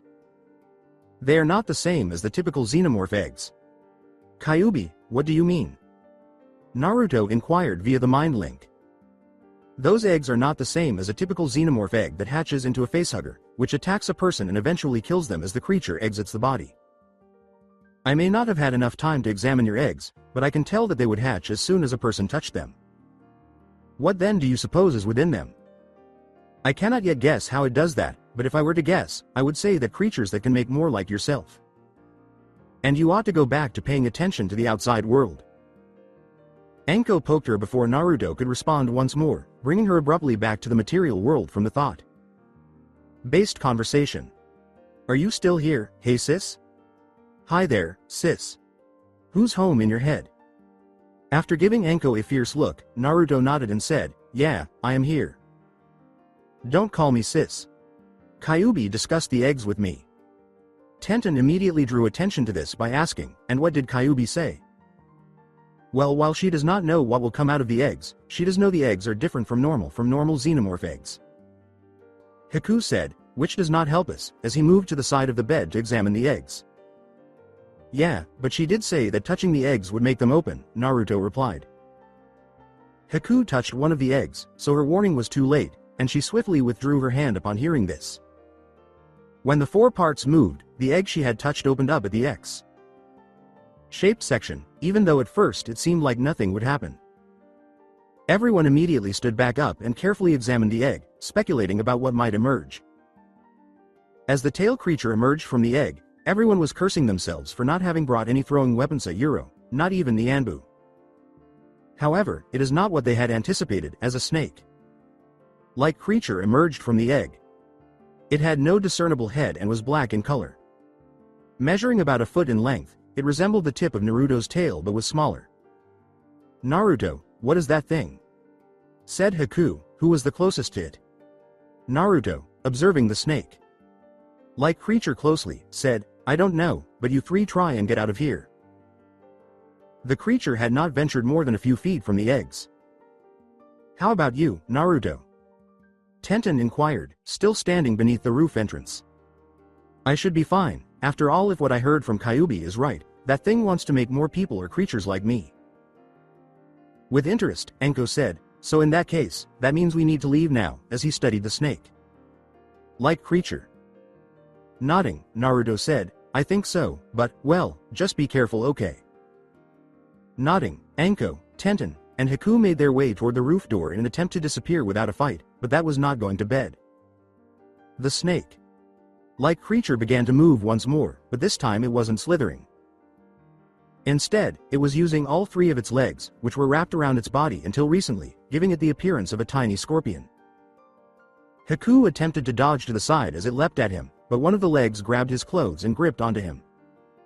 It then raised what appeared to be a needle-like tail end and stabilized it into Haku. Or would have, at least, had Anko not just barely stopped it with his stinger-like tail.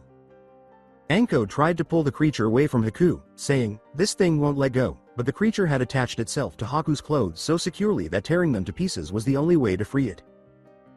It would also be difficult to tear the clothes since none of them had a kunai or star to throw at them.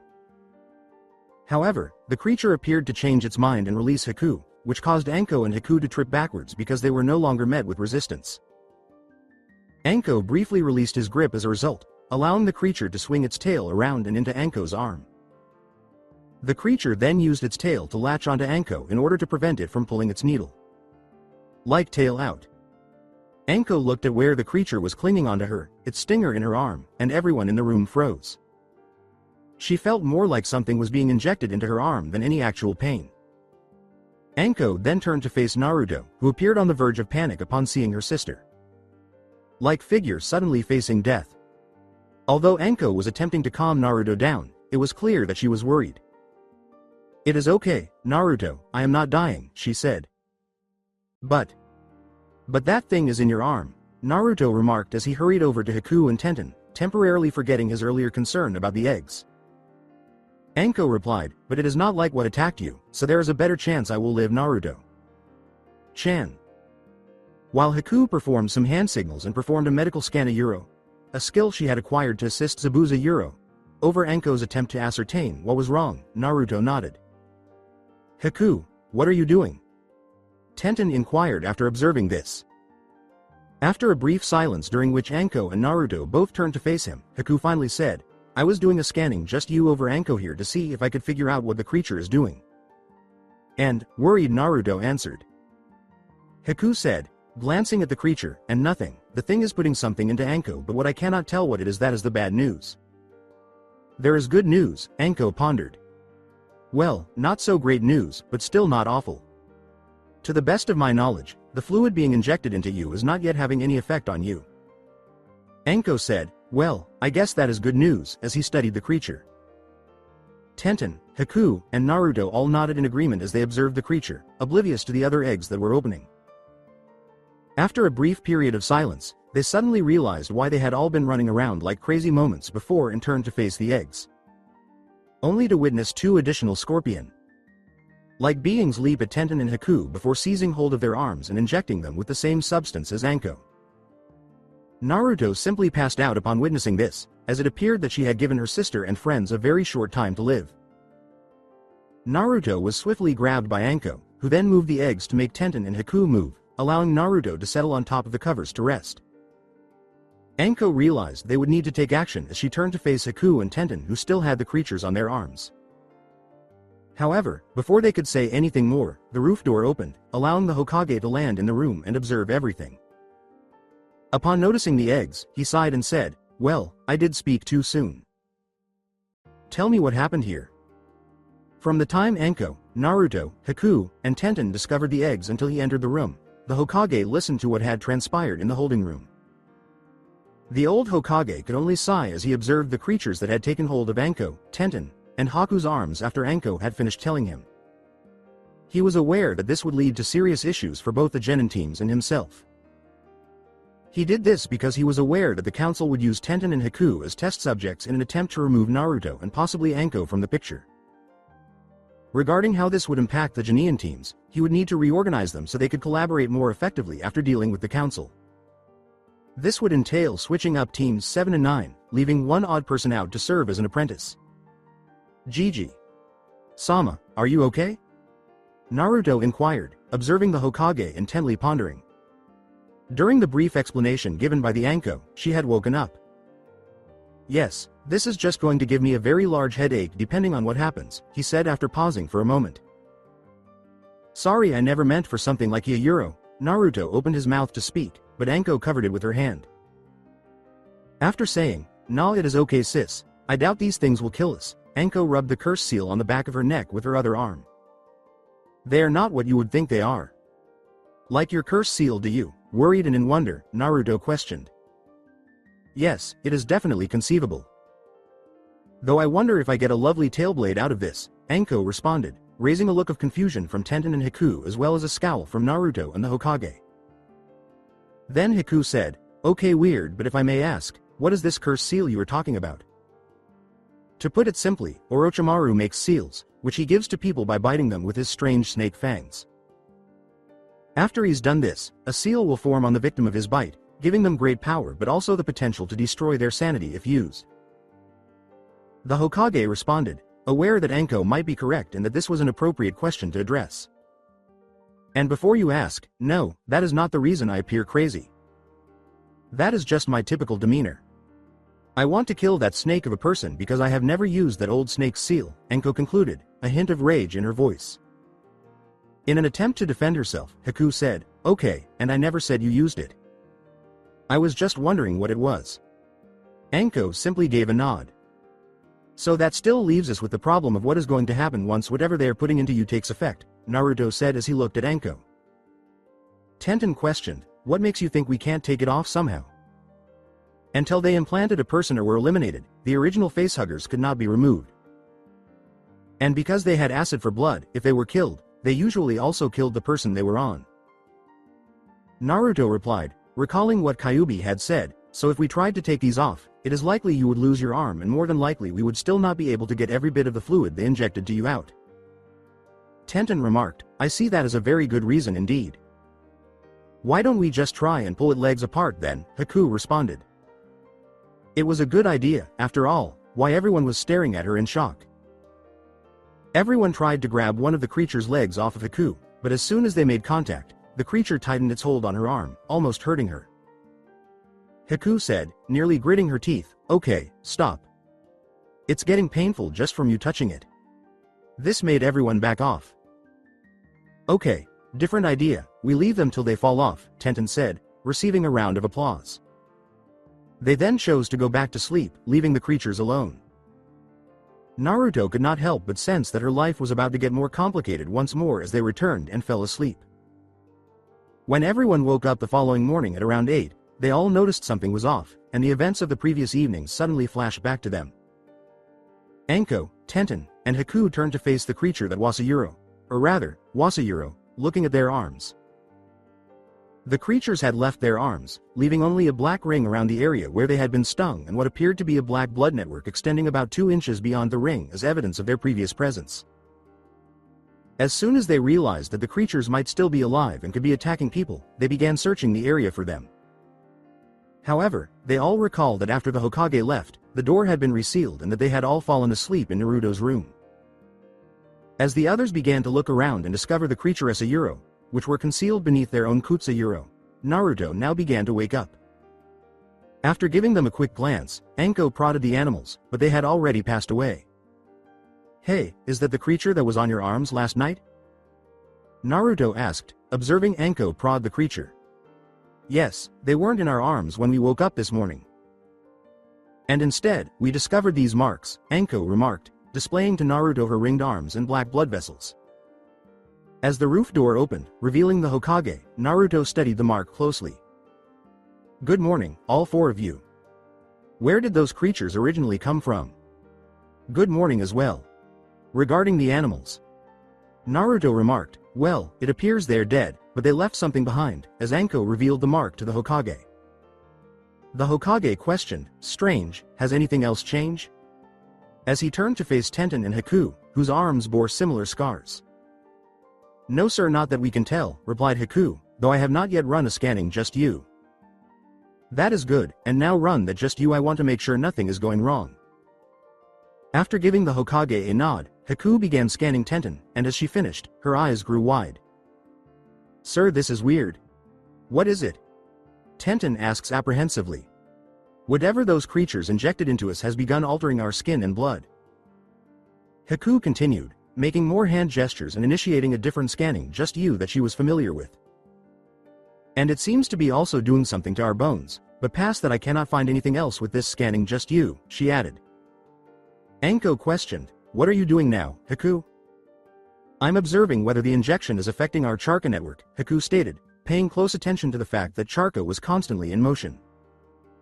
The Hokage realized he would need assistance with this after taking a quick glance at the group and then at Haku. He was aware that the clan council would likely not intervene on his behalf or oppose him, the village council would be of little use to him and would likely oppose any action he took, and when he considered his advisors, he came to the conclusion that someone could, in fact, assist him. Danzo was an ex-Warhawk who had been a teammate of his before they retired from the ninja life. At that point, Danzo had switched to developing a brand new ninja program named Root, and he had assumed the role of Hokage. The Hokage gestured to the ninja that he urgently needed Danzo as he glanced over to where the window was. He then turned back to look at Haku, who had just finished scanning. Naruto inquired, so what did you find, Haku? Haku said, nothing really that I could not already guess from being with you for a while now, and then she took a seat on one of the coots. Since Anko was not a medic, she wanted a direct response, so she asked, which is what exactly? Haku stated bluntly, our Charka is changing to be more like Naruto's Charka. How so? Tenten pondered. I'm not sure how to put it all into words, but your body is made up of 3 different Charka types, just like in Naruto. And I'm fairly certain that you didn't previously have 3. Unless you come from a family I'm not aware of. Before performing the just you on her once more and discovering that she did, in fact, have 3 character now, Haku remarked, and it seems I now have 3 character too. The Hokage pondered for a moment before responding, well, it seems indeed that whatever happened to Naruto is happening to you. Anko questioned, so what does that mean for us? In summary, I'll probably switch around the teams after waiting for the modifications to be completed. Now that all 4 of you are on the same team, training and other things will be easier for you. The Hokage replied, but first, I need to talk to an old friend before that happens. The other nodded in agreement as the effects of the injections began to take hold, causing Tenten, Haku, and Anko's chakra levels to rise to roughly half that of Naruto. But as the day dragged on, nobody noticed this. When they met with teams 7 and 9, they were given a brief report that omitted most of the details of what had happened, while the group's Jonin received a comprehensive report that covered everything that had happened and what was likely to happen. Then they met and explained the situation to Zabuza, who was gradually integrating into the village. That meeting was a little strange because Zabuza would have cut Naruto in half for hurting Haku if Naruto's blood had been an extremely dangerous acid and Haku had not been in the way of him. After some time, they must have been able to quiet Zabuza enough that his hand stopped twitching toward his sword, which was propped up against the wall. The Hokage thought it would be best for them to be at the Anbu base, so they relocated from the safe house to another one after that. Naruto noticed some strange voices in her head as they got comfortable for the night, but they weren't Kyuubi or the Xenomorph, so she was curious. The 3 infected individuals' maximum levels of Charka were reached as the group fell asleep for the night, which is when the changes started. Like with Naruto, the Charka slowly extended from their bodies before collapsing in on themselves after 10 or so minutes, resembling the cocoon that Naruto had been in previously. After their meeting earlier in the day, the Hokage and Danzo arrived at this scene. Had they not been talking about what might be required to ensure the survival of Naruto, Anko, Tenten, and Haku, they would have been around sooner. After reaching a consensus, they worked out the specifics and proceeded to the location where the 4 were staying, only to be confronted with the current situation. The Hokage instantly created a clone, sent it to bring Guy and Kakashi inside, and then proceeded to wake up Naruto. Danzo, on the other hand, began observing the cocoons and carefully prodding or touching them with Charka to see how they would respond. However, he only received a backlash when he used Charka. When Naruto finally woke up, she saw the Hokage rousing her, Danzo, an elderly man with scars covering some of his visible body and bandages covering his right eye and arm, and 3 cocoons, which were lying beneath her sister Anko and her 2 friends. She leapt from her bed at this point, her tail twitching quickly to maintain her balance as she made her way over to the cocoons. Staring at the cocoons, Naruto could only ask in shock, Gigi. Sama, what happened to my friends? A week after they formed, the cocoon hatched and none of the transformed girls was the worse off.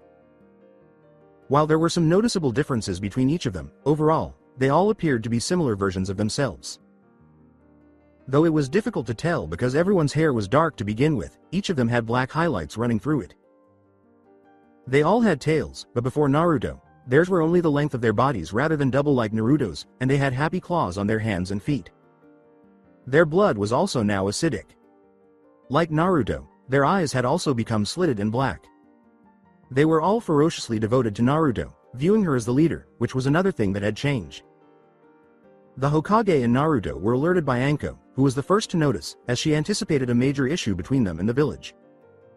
They eventually succeeded in learning Kyuubi's reasoning behind this. The Xenomorph were obedient to their queen alone, and no one else had the power to manipulate them, which is why they all had to relearn how to fight after emerging from their cocoons, but they did so much more quickly than Naruto for reasons they were still unsure of. They met Danzo for the first time in person not long afterward.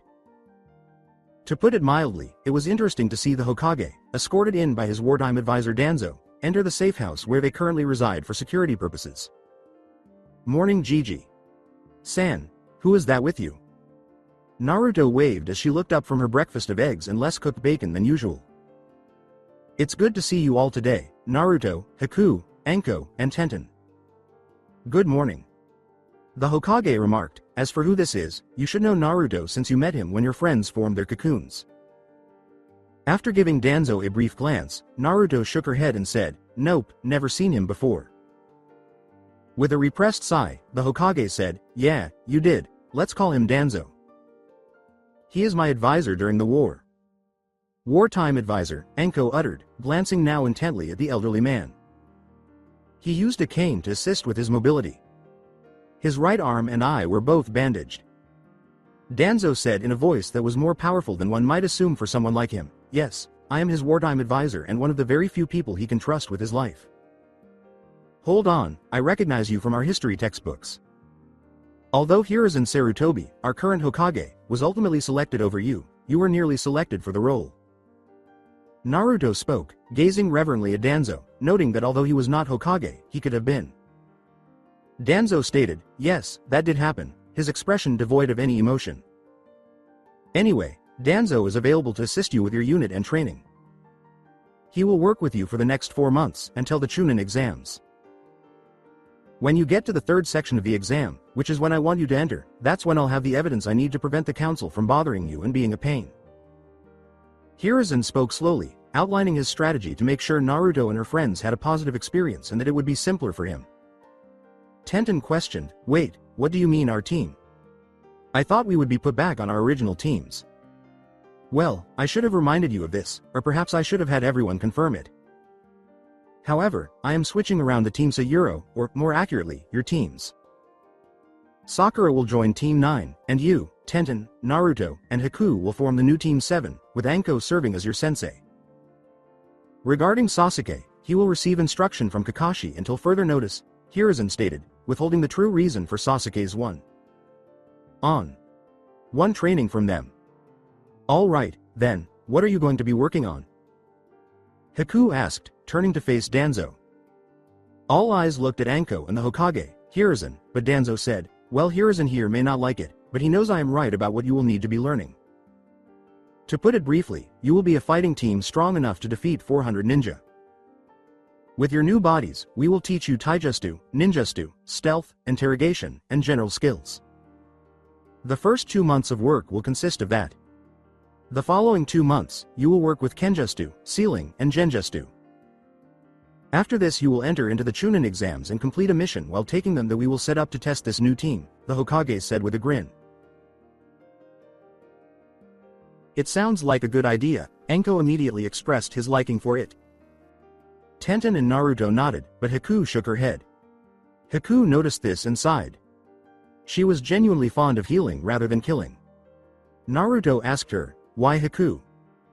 "This would be great, and plus with you on a team like this the council cannot get their hands on you," after noticing that she was sighing and shaking her head. "Furthermore, we would be battling for this village, and I doubt that we would be called into a major conflict like that very soon." Before continuing, Haku let out another sigh and wrapped her tail around her body. "Even when we first met, I'm not sure I could have brought myself to kill you even then. I cannot stand killing," she said. "For this reason, Zabuza never really needed my assistance. All I did was apprehend people and keep them occupied until he arrived. To put it briefly, I have never killed anyone save my father." Saying that, Haku turned his back on the group.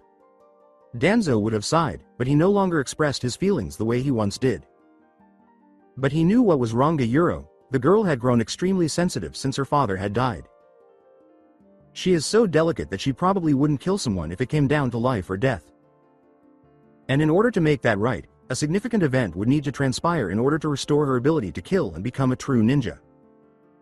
However, he was aware that Hiruzen would not allow him to end her feelings, so he would need to come up with another plan to shock her into believing he could kill without completely losing her mind. Danzo kept thinking as Naruto spoke once more. "Oh, I see. Well, consider this. If he was really willing to kill you for being different, was he really your father?" Danzo asked. "Or is Zabuza, the man who looked after you, your father because, despite his intentions, he still loves you more than anyone else I know of outside of our group?" Haku detested to acknowledge it, but Naruto had a point. Once Zabuza learned about Mom's lineage, he became a greater father to her than her biological father had ever been. However, that did not mean that she would find killing any simpler. "But how does this help me?" she asked. "It only helps when you realized you were fighting for your life to live rather than fighting a man you saw as your father," Naruto said with an air of wisdom. Haku had to concede he was correct. Although it might take some time, she might eventually be able to kill once more. "Hey sis, when you became smart?" Anko asked Naruto, glancing at him. Hey, quit calling me sis. I've always been intelligent, Naruto practically cried as he turned to face Anko, causing the atmosphere in the room to shift quickly from depressing to humorous. Really then, why were you dead last in class? Anko questioned, grinning menacingly at Naruto. With her well-known fox grin, Naruto remarked, because I have street and ninja smarts, not book smarts. How else would I be able to paint your hair neon green and orange and get away with it? Hey, I was asleep at the time, Anko attempted to counter. Naruto remarked, actually, the photos I took of you when it happened say otherwise, as she ducked Anko's jumping tackle. Anko gave Naruto a fierce look and lunged at her once more, but Naruto's tail struck the room's ceiling and forced her to move aside, causing Anko to miss once more. Anko yelled, stand still and let me get you, lunging several more times but failing to make contact. When the Hokage saw this, he could not help but laugh. No matter what she did, Naruto really seemed to know how to enrage people, but she also had the ability to bring out the best in everyone. But Anko saw something, or rather, a lack of it, as he lunged and missed once more. The Anko curse seal vanished. Tenten, Haku, and Naruto examined the school that would host the chunin exam's first section. Now that they were all nearly as knowledgeable as the others, their combined abilities were at a high level of chunin. This was made possible by the mental connections they discovered amongst each other. The strongest connection was with Naruto, but the other three could hear each other's thoughts as long as they were about 200 feet apart. This gave them the opportunity to practice everything Danzo had assigned to teach them, plus more. Because they were working on a new style that would better fit their new bodies, their taijutsu was low chunin. It dealt slashing and piercing damage to its opponents with its claw, like hands, feet, and tail. However, as they were still creating it, the style was not yet finished. It was also a serious offense because their only effective defense was to dodge. Instead of blocking, they would grab their opponent's hands or feet. The final addition to the style that they had in mind was kenjutsu with dual short swords, but this was still very much in the early stages of development. Their level of stealth was already quite high, but with Danzo's training, it was nearly unmatched. Both their ninjutsu and genjutsu sat at a high level in genin, but the ones they were familiar with were essentially all defensive because their overall skill set was more focused on offense. They had not discussed much since they discovered that seals melted gradually over time due to the acidic nature of their charka. However, this also meant that anything involving questioning could inflict a great deal of pain on people simply by injecting them with charka. In the previous 4 months, they had also learned a few things about their new bodies. The first was that the eggs that altered them could only be laid by Naruto. The second was that, as a result of the first, nobody was getting their period anymore. Thirdly, Naruto had the option to halt the egg-making process if she so desired. This was discovered subsequent to Naruto's discussion with Kyuubi about it. When Anko appeared, he forced them to abandon their new Team 7 ideas. They all turned to stare at her. Like them, she was wearing a black cloak that had a seal to keep them from getting too hot or cold and to prevent their acid blood from destroying it. Beneath this was a black bodysuit that clung to every curve of their body and was sealed to prevent acid damage. This was done to prevent them from becoming nude, which had happened a few times before they perfected the seal and clothing, in the unlikely event that they did get cut. The absence of form-fitting or extremely loose clothing was the other factor contributing to the wardrobe modifications. If the clothing was not made properly, it would either fight against them and prevent them from using their tails, or it would be destroyed during the fight. Hey, Sister Anko grinned at them, I see you're all here nice and early. The sister's remark stemmed from the fact that, due to training, they had grown closer over the past few moments. Haku hissed lightly at Anko as she spoke angrily, yes, then again you did not give us much of a choice that morning. Anko uttered, oh come now, it was only water and ice, with a smile that appeared to match Naruto's scariest practical joke smiles. Glaring at Anko, Haku yelled, I had a bloodline that helps me not feel cold and I was still cold. Detail, Anko dismissively said, waving her hand, and Tenten and Naruto shook their heads, wondering if the two would ever get along outside of combat. Now I have just got the mission from the third Hokage for you three while you are taking the chunin exams. Okay, said Naruto. The mission is really straightforward but crucial. It was discovered recently that there is an ancient shrine with a scroll hidden away in the forest. We now know that this scroll is a summon scroll, as it was mentioned in the Hokage's library's ancient section. When taking the second section of the exam, we want you to locate it and bring it to the tower in the middle of the training ground 44. Based on what he could learn from the scroll, he believed that our team would be a good fit for it, but he was unable to identify the summon creature. Finding the scroll, signing it, calling forth whatever it contains, and determining whether the summonses are cooperative or the tasks at hand, according to Anko, who gave the mission explanation. During this trial mission to demonstrate their potential as a team, the group stood silently and gazed at one another. It appeared to be a straightforward mission at first, but upon closer inspection, it became clear that this team would have greater power than some Anbu teams due to the summon. Furthermore, if the team was divided, the summon agreement might be ruined if the summon creatures did not like the team's dissolution. Due to multiple people attempting to bring them out simultaneously, it's possible that the summon decided not to allow their summoner to bring them out. Naruto said, "So why does he think that we retrieve the scroll and not someone else?" Well, the initial task was to monitor the sand team, but after learning about this scroll, he thought this would be a more worthwhile mission. Additionally, you will receive payment for a B ranked mission because you are not allowed to tell anyone that you are searching for this scroll or what it can summon unless the boss demands a familiar or the mission is life or death. Anko added an explanation of that rationale. Tenten thought, this sounds like fun.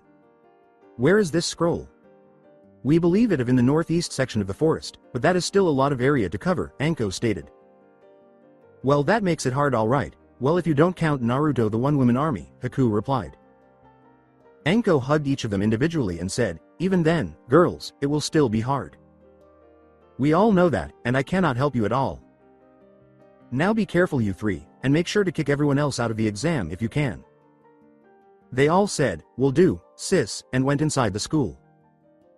As they walked into the school, Anko could not help but smile because they had grown to be a real team with her. Even though they lacked Danzo's desired level of strength, they were still superior to the majority of teams. As the Naruto teams ascended the stairs, they observed two chunin preparing a genjutsu over the door to the second floor as they passed the room on the second floor. They went by without giving it a second thought, went up to the third floor, and when they walked into the room, they saw that nobody was there. This meant that in addition to being early, they would have to wait for the tester to arrive, not to mention the arrival of the other examens. Then, as they sat down and talked quietly to one another, they noticed that soon after, all of the senseis from the Leaf Village with still genin teams as well as a few chunin appeared. The only jonin with genin teams who failed to appear was Kakashi. However, this made sense because Kakashi was limited to one student and needed a team in order to take the exams. They all knew how Sakura was, though, and they seriously doubted that she would be prepared for these tests, so Guy's presence made them wonder. That is, until Kakashi also appeared, leaving everyone wondering exactly what was going on. As Naruto said, "Hey Kakashi and Guy-sensei, what are you doing here?" Haku, Tenten, and Naruto approached. With an eye smile, Kakashi said, "Ah Naruto, it's good to see you again. The reason we're here is the same as the reason all the other senseis are here." Tenten questioned, "But how do you only have one student, Kakashi?" "Excellent question, Tenten, my former pupil. Sakura is no longer a ninja. Instead, she works in a hospital, which is a novel idea for a person her age." Guy explained part of the reason why she was unable to withstand the intense early training required of a true ninja. Thus, the Hokage retained me as second sensei while assigning Sasuke to Guy as his pupil. The main reason for this is that I am the only one who truly knows how to use the Sharingan. Though, to be honest, I would prefer to return to Anbu and leave the child with Guy here, Kakashi said. Guy shook his head and said, "Now, my hip friend, you need to learn the finer points of being a sensei. Perhaps at a later time, how are you three doing?" Kakashi wonders. As a team, we are performing well and have improved greatly. Knowing who could and could not be informed about the mission they were on, Naruto remarked, "We received training from some of the best and now we are going to demonstrate that our team is genuinely worth keeping around." "Oh, so will your team be a lasting team or spilled apart after you become chunin?" replied Kakashi. Naruto observed some people coming up the stairs, stopping to stare at Naruto's team for a brief moment before moving on into the room, and he said, "Staying together because of our abilities." Well, it appears that we ought to be leaving right now. Guy. Sensei and Kakashi. Sensei, we'll see you around then. As soon as Naruto and her group left the room, Guy said, watch out for Sasuke, since he joined my team he has got to become very arrogant. Naruto and her group then returned to the room. As they entered the room and stood in a corner slightly in the shadows, Naruto, Tenten, and Haku all nodded and watched as teams gradually made their way in. Teams from the villages of Rain, Mist, Leaf, Rock, Lighting, Sand, and Sound were present. Even the most formidable adversaries had materialized as usual, but the teams dispatched were more formidable than the typical genin in order to ensure their survival during the exams. Although it wasn't widely known, the Leaf Village was thought to be the most difficult location to take the chunin exam. This resulted from the vast number of teams they could form, however it did not even allow for a comparison between the exam's first and second sections. The first section saw them fast a well known interrogator, and the second part took place in a location that occasionally inspired fear in jonin from various countries. When Haku heard Naruto's name mentioned, she turned to face the rest of her team, whose tails were concealed beneath their trench coats. Glancing over, she saw 3 groups of Leaf Genin conversing with an elderly Leaf Genin who appeared to be reading off information from cards. She decided to investigate and got close enough to hear what was happening. Well, that's all I have to say about Gaara and Lee, the gray-haired Genin with glasses said. How about Naruto? Inquired a different Genin, who Haku identified as Sasuke. I have nothing on him, the Genin with the glasses retorted. As this might help, then Naruto is not a he anymore, unlike my fellow Genin believe. Naruto is now actually female, Sasuke replied. Before he could respond, another card was revealed from the deck he was holding. Okay, I will look some more, the genie said. This may be what you're looking for, but the information is, at best, terrible. This indicates that Naruto Uzumaki, along with teammates Haku and Tenten, is a member of Team 7. All that is known about them is that they are a team with enormous Charka reserves and a tail, but their actual skills are completely unknown. I have nothing more to say about them than that, and it almost seems like you could tell me more than what is on my cards. Would I be correct in assuming that you and a certain Sakura Haruno were once her teammates based on this side note? With a voice that almost sounded like it belonged to a king, Sasuke said, yes, we once were, but after Naruto changed into a female we lost contact, and if I face off against her I need to make sure I can put her in place below me. Haku approached cautiously at this point, saying, you almost make it sound like you have the power to do that. One of the Genin turned to face her. He had a puppy face on his head and hood. I have the power to do that. Sasuke could kick Hisayuro. She, dupe Naruto, is now a woman, Sasuke corrected slightly. I bet she is weaker than ever. Fine her butt without thinking. The guy with the puppy on his head said, just like most girls that I know, she's weak or not weaker than before, to which most of the girls in the room gave him a glare. You better hope that you don't face Naruto now, because if she hears that, she will neuter you, Haku said, giving him a scowl before rolling her eyes. Kiba responded, I doubt she could, only to feel a blade pierce another girl's eyes like Haku's, promising him pain if he persisted. I would keep your mouth shut, Kiba, before I shut it for you, Naruto said, stepping over her cloak and slightly shifting it to reveal her identity as she went. Oh, and why is that? Kiba glared at Naruto, who was obviously unaware of her identity. Yes, only Sasuke, Lee, and Neji would be aware of my identity. I apologize for forgetting, but let me clarify. Haku and Tenten are my teammates, and I'm Naruto Uzumaki. Please stay out of our way. Neji and Lee, who had only been partially informed of what had occurred, were less shocked than everyone else, including the people Naruto had named. They were all thinking different thoughts. Shikamaru was afraid now because Naruto had been bothersome in the past with his practical jokes, but he was also afraid to think about it. Though Choji didn't really give a damn, she did think Naruto looked kind of cute. Ino was looking at Naruto in disbelief, wondering what had changed and noting that Naruto's hairstyle did not match her current appearance. Since Sasuke had learned that Naruto was receiving private training, all he wanted to know was what just you Naruto now probably knew. Regarding Lee and Neji, they were both mildly delighted to see their colleague once more. Kiba, on the other hand, was unsure of what to believe but was curious to see Naruto's current appearance beneath those cloaks. In an attempt to understand the three girls who comprised Naruto's team, Shino was closely examined. While Hinata wondered how her once hidden friend was feeling, she was staring at Naruto with almost sad eyes.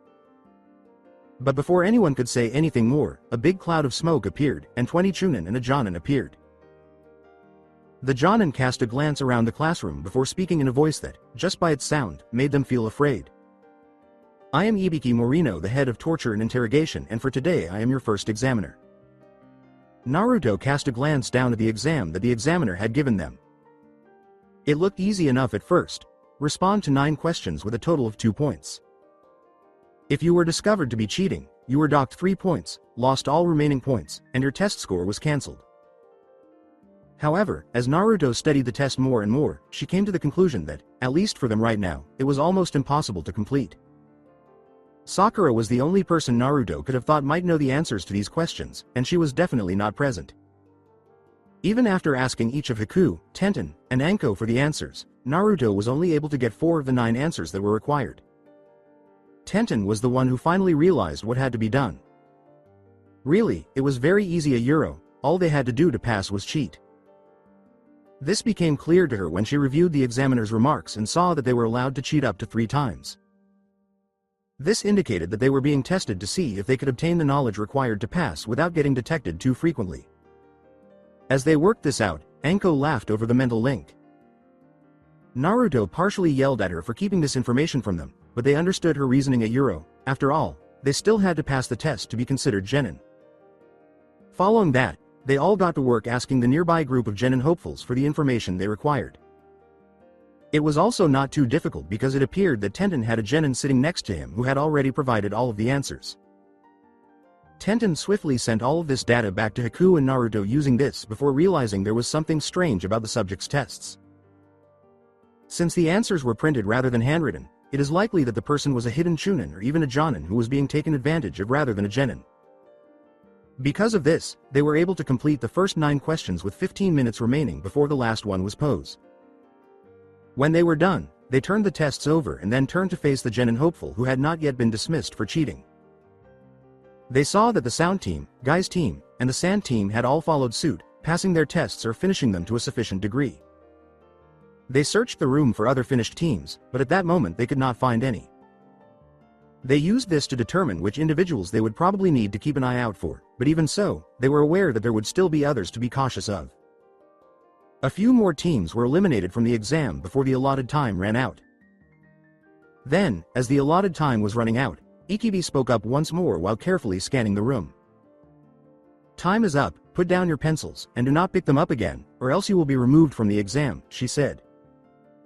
Ikibi hesitated for a brief moment while all of the students quickly set down their pencils, if they were still in use. "I will ask the last question now that you have answered the first 9, she said. "You and your group will receive an extra 10 points if you answer correctly. If you get it wrong, our entire group gets eliminated, and you might never be able to retake the chunin exams." "Hey, that is not possible, there are genin in here that have taken the test before." Kiba yelled as the tension in the room shot up so quickly it was almost frightening. Ikibi simply smiled so broadly that almost everyone, including some chunin, shifted uneasily in their seats. "They were fortunate that I was not the examiner, even though that may be true. However, due to this rule, you will all have an opportunity to withdraw, and as in the past, if you are removed, your team leaves as well. In order to aid in your decision making, I will also provide you with some background information on the question. It is more difficult than any other question on your test and has a yes or no response." Ikibi became quiet and released some of his charka, which filled the room and made almost everyone feel as though they were carrying a lot of weight on their backs. As he observed his words spreading throughout the group, he grinned his eerie smile once more. While some genin appeared prepared to step down at that moment, others appeared prepared to answer the question but anxious about their teammates. A small number of people appeared indifferent to the question or their chances of passing it. "Okay, now I will ask who would like to leave now or stay and take the chance at getting the question right," he said after letting them mull over the situation for a little while longer. She disliked Naruto's silence in the interim because she wanted to confront Ikibi about his deception. Why was she remaining silent when she could have simply stood up and reprimanded Ikibi for lying? It was because Tenten and Haku had both tried to talk her out of it by telling her that others who were too afraid to stay in should leave. This was the reason chunin hopefuls were leaving the room faster than they could. Naruto didn't say anything until she saw that Hinata appeared to be raising her hand. Through the mental mind link that connected them all, Naruto said, "Sorry sisters, but I am not letting Hinata quit on this just yet." Naruto, no, let her make the decision. If she's not ready, she ought to give up. Consider this. At that point, it would be your fault if she tried and was injured as a result of something you did. Haku advised being kind but also explaining.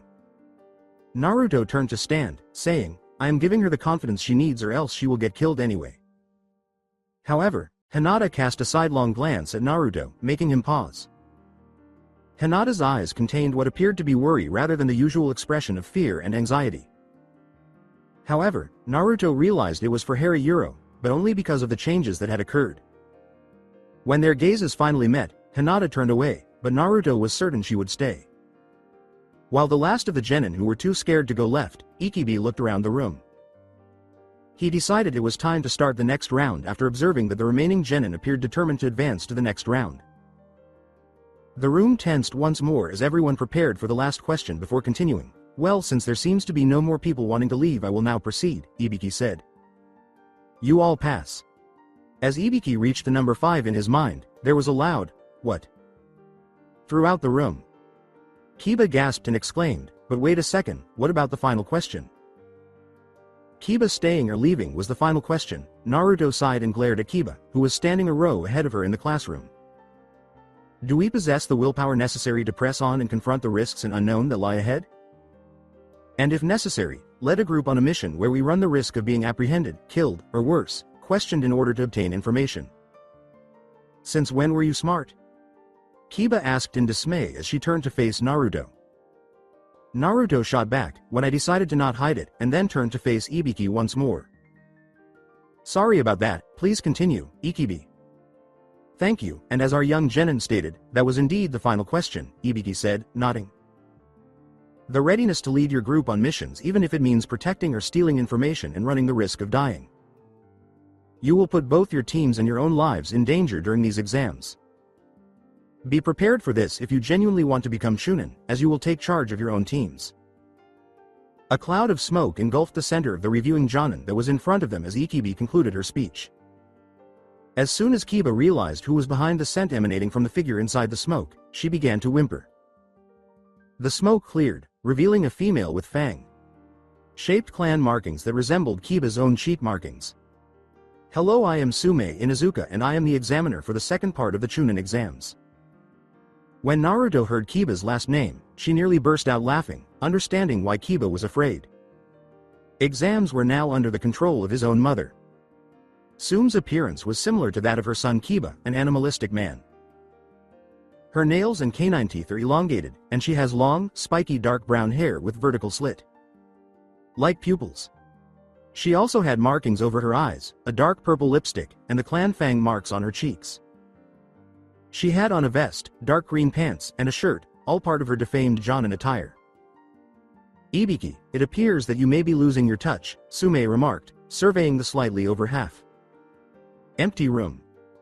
"No, it appears that you have a good amount of genin," Ibiki replied, aware that he typically had about 51 genin or fewer out of a group of roughly 150 genin. However, he had about 23 teams this year pass the first round, finishing about 69 genin a euro. Still, he felt, a pretty good group. Sume turned to face the general class and said, "That maybe, but we will see after the next exam just how good they really are. Okay, get over to training ground 44 in 5 minutes or you will be removed from the exams." Following that, the majority of the group stared at the spot where they had just been standing while Sume, all of the chunin, and Ibiki vanished in brief puffs of smoke. Naruto glanced at her teammates and then hurried out of the classroom, leaving them behind. After that, the majority of the other teams realized that, with the possible exception of Naruto's team, none of them knew how to get to training ground 44. It was fortunate that they assumed the Naruto team knew the way, because 3 minutes later, they were all waiting for 8 chunin and Sume in front of a chain-link fenced area. "Okay, kid, since it appears that everyone has arrived, we'll get started right away." Training Ground 44, also referred to as the Forest of Death, is visible behind me. This is where the chunin exam's second stage will be held. Your goal for the next 5 days is to make your way through this forest until you and your group arrive at the tower in the middle of the training area. However, we have some additional items that you will be bringing with you, so don't assume that this is simple. Sume said, glancing around at the genin and smiling broadly, resembling Anko's happy. Go. Lucky smile. It goes without saying that the majority of the genin were terrified, and Kiba appeared to be about to give up at that point. It's easy. One of these 2 scrolls will be given to each of you. You must obtain the other scroll from a different team within the next 5 days, using any means necessary. To enter the tower and pass the test, you must have both scrolls. The only guidelines for this section of the test are that you cannot read the writing on these scrolls, that you need to pass by having 2 at the end, and that all members of your team must still be alive at the end. Aside from that, it is legal to kill, and deaths are anticipated because this forest is home to numerous dangerous animals, some of which have been known to kill Jonin. Sume grinned, so be on your guard. I've met some of those creatures before, and none of them were enjoyable to deal with. Someone in the crowd said, wait, if that's true, how can you get away with sending us in there to our death? Simply you sign these forms that don't make the Leaf Village responsible for your death if you die during this part of the exams. Sume gave an explanation while removing a form from one of her vest's pockets. Every member of your team must sign a form if you want to proceed with the exams. Once you turn them in, you'll get one of the scrolls required to participate in the subsequent exam section. You will have 30 minutes from now to make a decision. Sume moved to the location where a table covered in numerous scrolls and paper forms was visible to all. Everyone immediately began conferring with their teams to determine whether to move forward or not. The Naruto group immediately signed the forms and received a scroll that wasn't like the others. Sume-san, what is this for? Tenten asked after taking a closer look at it. I was instructed by the Hokage to give this scroll to our group rather than a heaven or earth scroll. Then he gave me an order, saying, you are not to open it until you have finished your mission. At that point, go to the tower and open it there, Sume uttered. Taking the scroll, Tenten nodded and said, okay, we'll follow instructions. After that, a chunin led Naruto and her group to the gate where they would begin their journey. They could not help but thank the Hokage that they were not placed somewhere else when they realized they were at one of the northeast sector gates. With the chunin leaving, Naruto raised his voice. Gazing at the scroll that Tenten had been given, Naruto remarked, it seems our mission is more important than gather scrolls, either that or he does not want to review us to the village just yet. That may be the case, but if we are not careful now, we might have to do that anyhow. Fortunately, given what he did, it is unlikely that anyone will find out about it, Haku remarked as another chunin and some genin passed by. They stopped talking as the group moved by, focusing on them up close until they were once more out of earshot. After that, they began discussing Anko's knowledge of the northeast sector and their plans to locate the summoned scroll. Ultimately, they concluded that the shrine and scroll were probably in a secret cave or tunnel. Their reasoning was that, despite Anko's numerous forays into the forest, she had never discovered it, and Genjutsu would be ineffective in concealing it because she could easily detect and dispel practically any Genjutsu she encountered. Before they could formulate their plans, a couple more teams passed them. Really, it was very easy. They would have Naruto create clones, then send them into the forest, searching as they went. Teams would be eliminated from the exams to eliminate unnecessary and unwanted competition while the clones searched. The scroll would then be claimed by a clone, who would sign it as necessary and deal with the summoned creature if they discovered the shrine. They would then make a hasty trip to the tower located in the middle of the training area. Following that, they started waiting for news before starting the second section of the exam. It was not long before each gate had a speaker system with an announcement playing. Genin, we're all set to start taking the exams. As a result, I wish you all the best of luck. Let's get started. Sume's voice rang out over the speakers as the gates suddenly opened. Immediately, Naruto and her group charged in. As the official second phase of the chunin exams began, this also applied to numerous other teams. The chunin exams were always thought to be at their bloodiest during the first few days. This was a result of the fact that teams were typically pitted against one another in the second section to gain something, regardless of which village administered the exams. This implied that, depending on who was hosting the village, anything, even killing, was permitted and occasionally even quite common. Normally, by the end of the second round, villages such as the Mist would only have 80ths of the contestants remaining alive. There were instances where the Stone Village sent some genin to the Leaf Village exams, but generally speaking, the Leaf Village could have more than 3 courts remaining. In the end, only 2 complete teams emerged victorious, and roughly 10 additional genin emerged from the second rounds unscathed but without their teams. It goes without saying that for the ensuing few years, the Leaf and Stone villages agreed not to appear in each other's exams. As they prepared another team for the exams, Naruto's thoughts drifted through their heads. After entering the forest, Naruto, Haku, and Tenten immediately sent out clones to look for anything that might hold the scroll, but they haven't found anything yet. On the other hand, they had already located 4 teams. They decided to remove the extra individuals from the exams based on this information, and as a result, each of them has obtained 2 Heaven Scrolls and 1 Earth Scroll. They plan to eliminate a group from Mist Village as their most recent opponent. Thus, without using any charka, the Naruto team moved slowly down the trees, utilizing their abilities to stay attached to the trees. As they approached, each of them ducked behind a genin before simultaneously stabbing the others to death with their tail blades. After that, they make a hasty check to make sure this was a genjutsu and nobody had escaped. After that, they took any truly useful items, such as weapons, seal tags, kunai, scrolls, and summon contracts, if the genin possessed any. They had ultimately gathered thus far. Along with 2 sets of katana, 1 long sword, 240 throwing stars, and 240 kunai, they had also discovered a few scrolls on the fundamentals of kenjutsu. Additionally, they had discovered some pills that they did not keep that may have been blood or charka pills. Since genin hardly ever signed a summon contract, let alone carried one on them, they had not discovered any summon scrolls. That brought them to a total of 4 groups that they had discovered thus far. With Tenten's help, they were able to eliminate this group by setting them on fire, and they took the headbands with them as evidence of their kill for later use. In order for them to be brought back to the village as a memorial to the examinees. Naruto then gradually made her clones dissipate once more, absorbing any new information. She created more clones and sent them out to explore more of the forest since it appeared they had not yet found anything. They made camp in a small cave about a mile from the tower as the day gradually turned to night. They then hastily set up traps to keep each other safe. Before placing 3 of Naruto's clones in a shift to guard them for the first part of the night. They then went to bed before deploying 1 final squad of clones to search.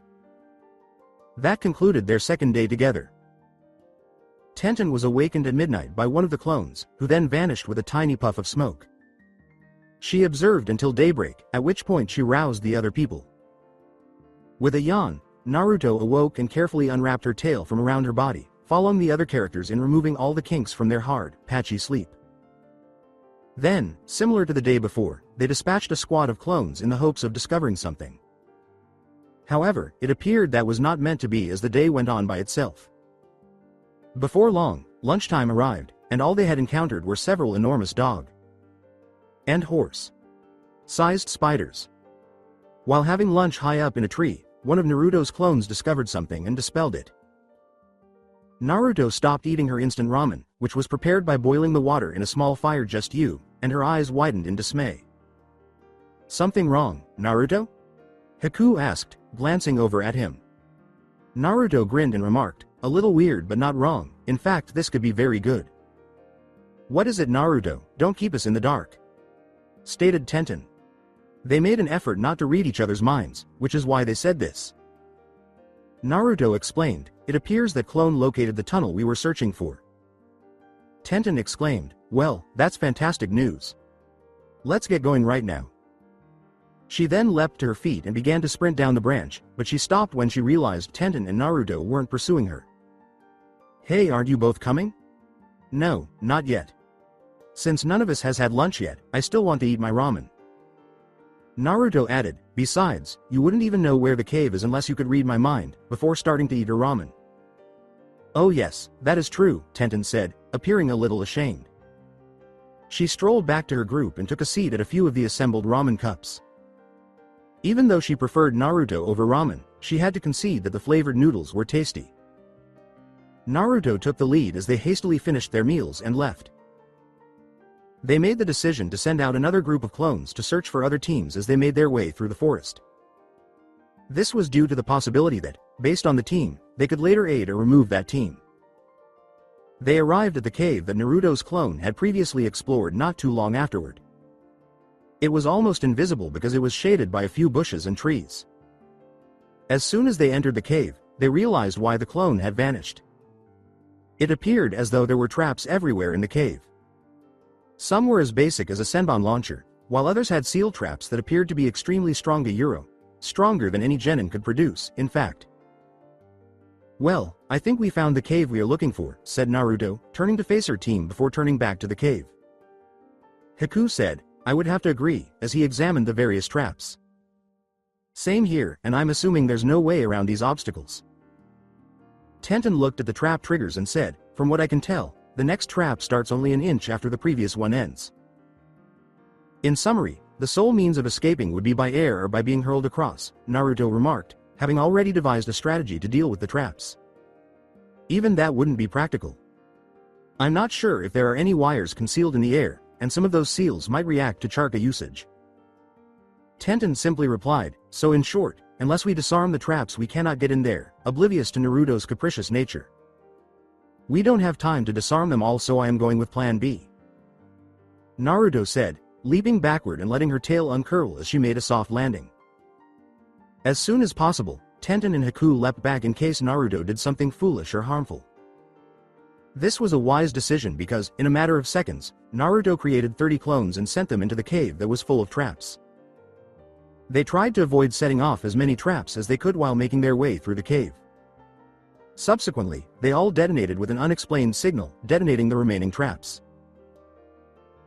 They could all see the damage the clones and traps had caused when the smoke cleared and the rocks became more stable. The cave was still intact, though it was full of large rocks, senbon, throwing stars, and kunai. With everything else blasted away by the force of the clones exploding, the only seal that appeared to be intact was one on the roof. Shaking her head, Naruto said, "Oh come on, missed one trap, pity." "Sorrow? You almost destroyed the entire cave entrance, and now you're acting petty?" Haku nearly cried out as he observed Naruto. "Yes, pity. Seals have a greater area of effect than a wire." "Triggered trap," Naruto explained. Tenten shook her head and remarked, "Even though you almost blew up the entire cave, it doesn't matter now. How do we get past that seal?" Naruto added, "Same as before, we test the range with a clone, but I won't set it to explode this time," as he glanced at Haku. Making another clone, she sent it in the direction of the seal to see if it could examine it. After approaching the seal closely, the clone was able to get a good look at it before it nodded. The clone explained, "This is just a strength seal, to hold up older houses and such," before vanishing. Nodding, Naruto gestured for her team to follow her into the cave while maintaining a close watch for any additional traps. With each step they took deeper into the cave, the sound reverberating off the walls of the cave grew louder and the amount of light inside gradually dimmed. They were only able to make out the entrance's dot of light after a short while.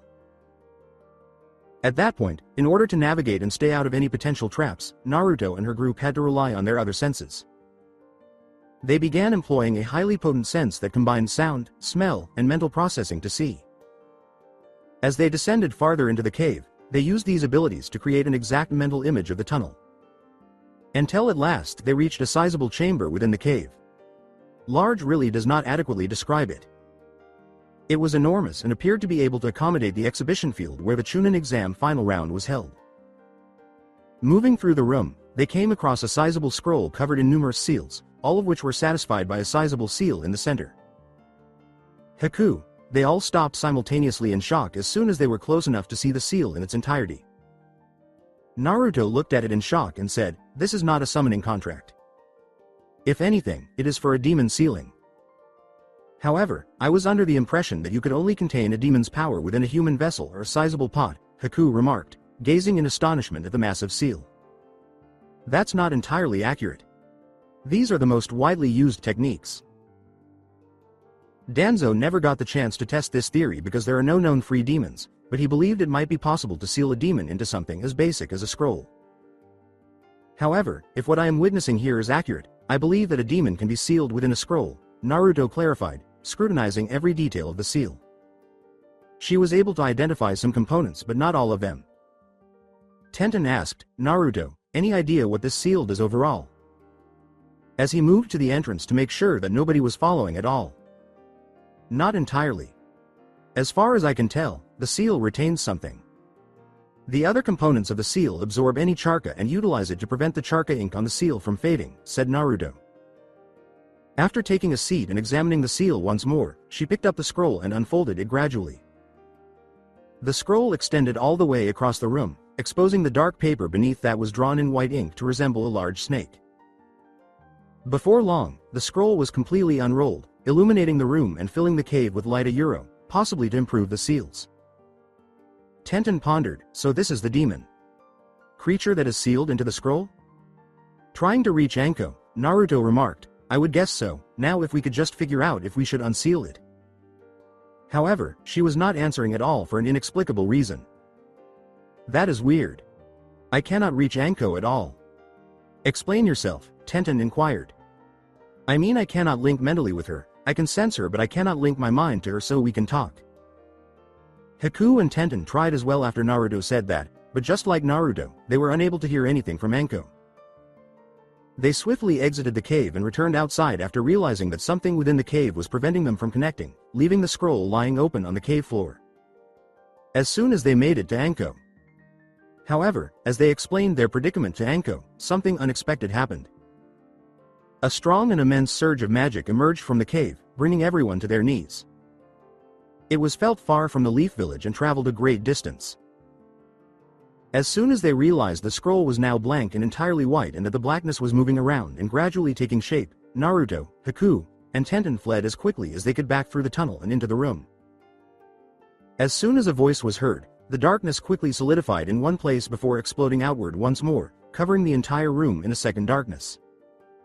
I am finally free of that cursed scroll, a furious sounding female voice hissed from the shadows. The seals around the room were trying to light the space, but the darkness seemed to move on its own. The darkness gradually gathers into a sizable blob from a large, solid shape. A few more minutes passed before some outlines and details became visible. It was a massive snake, taking up most of the enormous cave the size of a football field. Tenten, Haku, and Naruto were forced to retreat all the way to the entrance. The darkness suddenly closed in around itself and vanished entirely. Then, as some seals along the walls lit the entire cave, light filled it again. When the last of the smoke, like darkness vanished and a woman was seen lying on the ground a short distance from the scroll, Haku turned to face Naruto in wonder. There were 10 swords arranged around her, all of which appeared to be at least 5 feet long. They approached her cautiously, but as soon as they were only 30 feet away, her eyes snapped open. The next thing they knew, 2 of the swords were in the person's hands, pointing directly at them, having been taken out of their sheaths. They got a closer look at her because of this. She had pale blue complexion, black hair, and black eyes. She was likely 7 feet tall. Her cloak, hood, and other clothing were all dark purple, hiding her face from view when it was covered. What do you want with me, and who are you? The slightly accented female asked. As the group leader, Naruto stated, we are the ones that let you out of that scroll and seal. The woman lowered the blade to her sides and said, really? Naruto responded, yes, though I am not sure how we did that, as Haku approached the seal while continuing to pay close attention to the female. Even I have no idea how. However, I must thank you and head out at this time. She placed the swords in their sheath and then placed them on her back. She then collected the remaining blades and placed them all into some concealed seals on her robe. Then, as Tenten stepped in front of her, she started to head for the exit but stopped. Hold on, don't go yet. Could we first ask you a few questions? Tenten inquired. The woman said, I guess that would be all right, glancing at Tenten. But in exchange, you have to respond to some questions I have. All right? It's a deal, Naruto declared, once more speaking for everyone. Okay, so my first query is fairly straightforward. What year is it? The woman questioned curtly. The Third Great Ninja War occurred in 1035, or roughly 18 years ago, in response to Naruto. Now, if I may ask a simple question. What's your name? Actually, I have fought in 2 more wars since being sealed in that evil scroll. My name is Veronica, and you don't need to know my last name just yet, the newly revealed Veronica stated. Alright, tell me how you got into that scroll. And why? Naruto then inquired. Although I'm not entirely sure how, I do know a euro, or can reasonably surmise a euro. Why? To put it briefly, the person who sealed me believed me to be a very dangerous demon. How is, in my opinion, due to the seal style. Veronica stated, I remained sealed as long as the scroll remained in that seal carved into the floor, glaring at the seal. Now my turn. What are your names and where am I? The Fire Nation, not far from the village hidden in the leaves, was Naruto's response. Tenten, Haku, and Naruto are our names. After finishing, Naruto pointed to each of them individually. And Tenten said, what do you mean by demon? At that point. To put it briefly, I am a demon. Something that none of you have probably seen. Unless my friends turned out to be more foolish than I had assumed, Veronica replied, muttering the final sentence. A demon, do you mean like the 9-tailed beast? Haku approached Tenten and asked. Veronica said, yes, just like them, I am a demon, and they are kind of old friends of mine, as she gave them a close look. We understand, Naruto stated, nodding to the other. So, if it's okay with you, could you accompany us to our Hokage's meeting at the tower in the middle of this forest? He asked. Why should I? Veronica somewhat angrily questioned. Because you have very little knowledge of the outside world, having been sealed into that scroll for at least 2 ninja wars, as you have stated. In other words, regardless of your level of power, you run the risk of being resealed until you find out what has transpired since you were sealed, Tenten stated, choosing to express her viewpoint. A sound rational explanation, Veronica stated before nodding. All right, then I'll come back with you to speak with the Hokage. But I'm leaving after that. As you wish, Haku nodded. Please follow us and have some patience, the tower is a few miles away from here. Veronica nodded and murmured to herself, man, there are times when I really hate logic. Hearing that, Naruto laughed easily and said, I agree there. Unfortunately, when you're thinking with 3 other girls, it's necessary. 2 of whom might be regarded as legally insane, Tenten easily avoided Naruto's tail. And no complaining about it, you would be thinking the same thing if you had to deal with Lee and Guy on a day-to-day basis. Alright, Naruto responded with a slight pout. Prior to guiding her out of the cave, Naruto was listening to Kyuubi's soft mental chatter.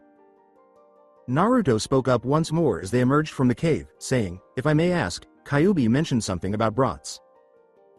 Are you unsure if they are with you? What did you say about Kyuubi, you mean? Wait, you're not Kim's container, Veronica inquired, pausing briefly. Kim, a shocked Haku questioned, you mean that Kyuubi the demon fox has a normal name? Yes, I did. Veronica growled and said, now, if I may ask, what did she say about my good friends? Hey doesn't look at me. My language was weaker than hers. Unfortunately, she's wondering where the twins who seem normal around you are, Naruto blurted as she attempted to protect herself from an impending attack. For a while, Veronica remained silent as she walked fortunately in the direction of the tower. Before speaking once more, it had been almost a minute. To be honest, I'm not sure. They will be wherever there is unrest and chaos if they are still anything like they were before I was sealed.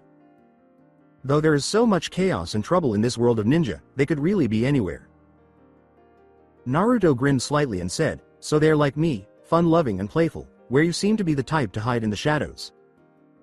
Yes, you could say that, Veronica said while continuing to move. After that, they fell silent and continued to walk quickly. Even though it was unlikely because they had already eliminated a few teams, Naruto, Tenten, and Haku were still on the lookout for any enemies as they moved. Tenten spoke up as they got closer to the tower, which was still a little more than a half-mile away. Veronica, could you please tell me what those previous swords were? They were obviously not your typical blades.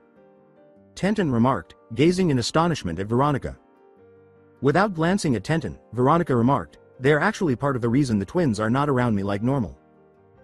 Tenten asked, wanting to see the blades, may I see them then? Tenten asked, sorry, but I cannot show you what they can do, but Veronica didn't understand. I never inquired as to their capabilities. Just take a look at them, even though you didn't say that they had any options. Tenten questioned, her eyes wide with curiosity at the idea of these weapons. Unsealing one of the blades, Veronica said, "I guess I can show you one of them," and gave it to Tenten. She sighed again and said, "As for what they do, I cannot tell you that." With a sigh, Tenten nodded and withdrew the blade or rather, he attempted to from its sheath. The blade appeared to be nearly 6 feet long in its entirety, as opposed to the 4 feet that the sheath it was in. At last, she removed the blade from its sheath and gazed at it in awe. The actual blade was composed entirely of crystal.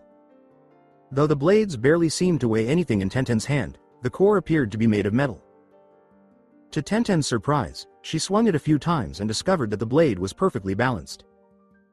Then, she swung it in the direction of a tree and discovered that it cut straight through. Tenten remarked, "But how comes this blade with hardly any edge?" As he examined the blade closely. "Seeing it cut through a tree like some warm butter made me hold it much more carefully. Most special. Power blades are made in a similar manner if their designs deviate from the norm. Depending on the thickness of the blade, one could cut almost anything without leaving any trace that the blade had passed." Veronica took the blade and sheathed it without any issues before sealing it once more. They do this by using charca to create a sharp wedge around the blade. Then what is the sword capable of? Tenten repeated. "I won't tell you, as I've already told you." For a few reasons, Veronica sighed as she regarded the tower. Tenten answered, "Fine, now wondering just how strong those swords really were. But if I may ask, are they your swords?" As they entered the clearing where the large tower sat, Veronica repeated, "No, they are not, they belong to the twins and are the reason I have no clue as to where they are right now." They went in through one of the doors and took out the scroll that Sume had given them for finishing the test. It smoked a little before Tenten, the person who had opened it, threw it away with a puff of smoke. After the smoke cleared, they could see the third Hokage in front of them. With a quick glance at the ground and Veronica standing behind Naruto's group, he said a few succinct words that pretty much said it all. "Okay, what happened this time?" So that's it for today. I hope you guys enjoyed it. Don't forget to like, share and subscribe to the channel for more awesome stories like this. Thank you. See you all in my next video.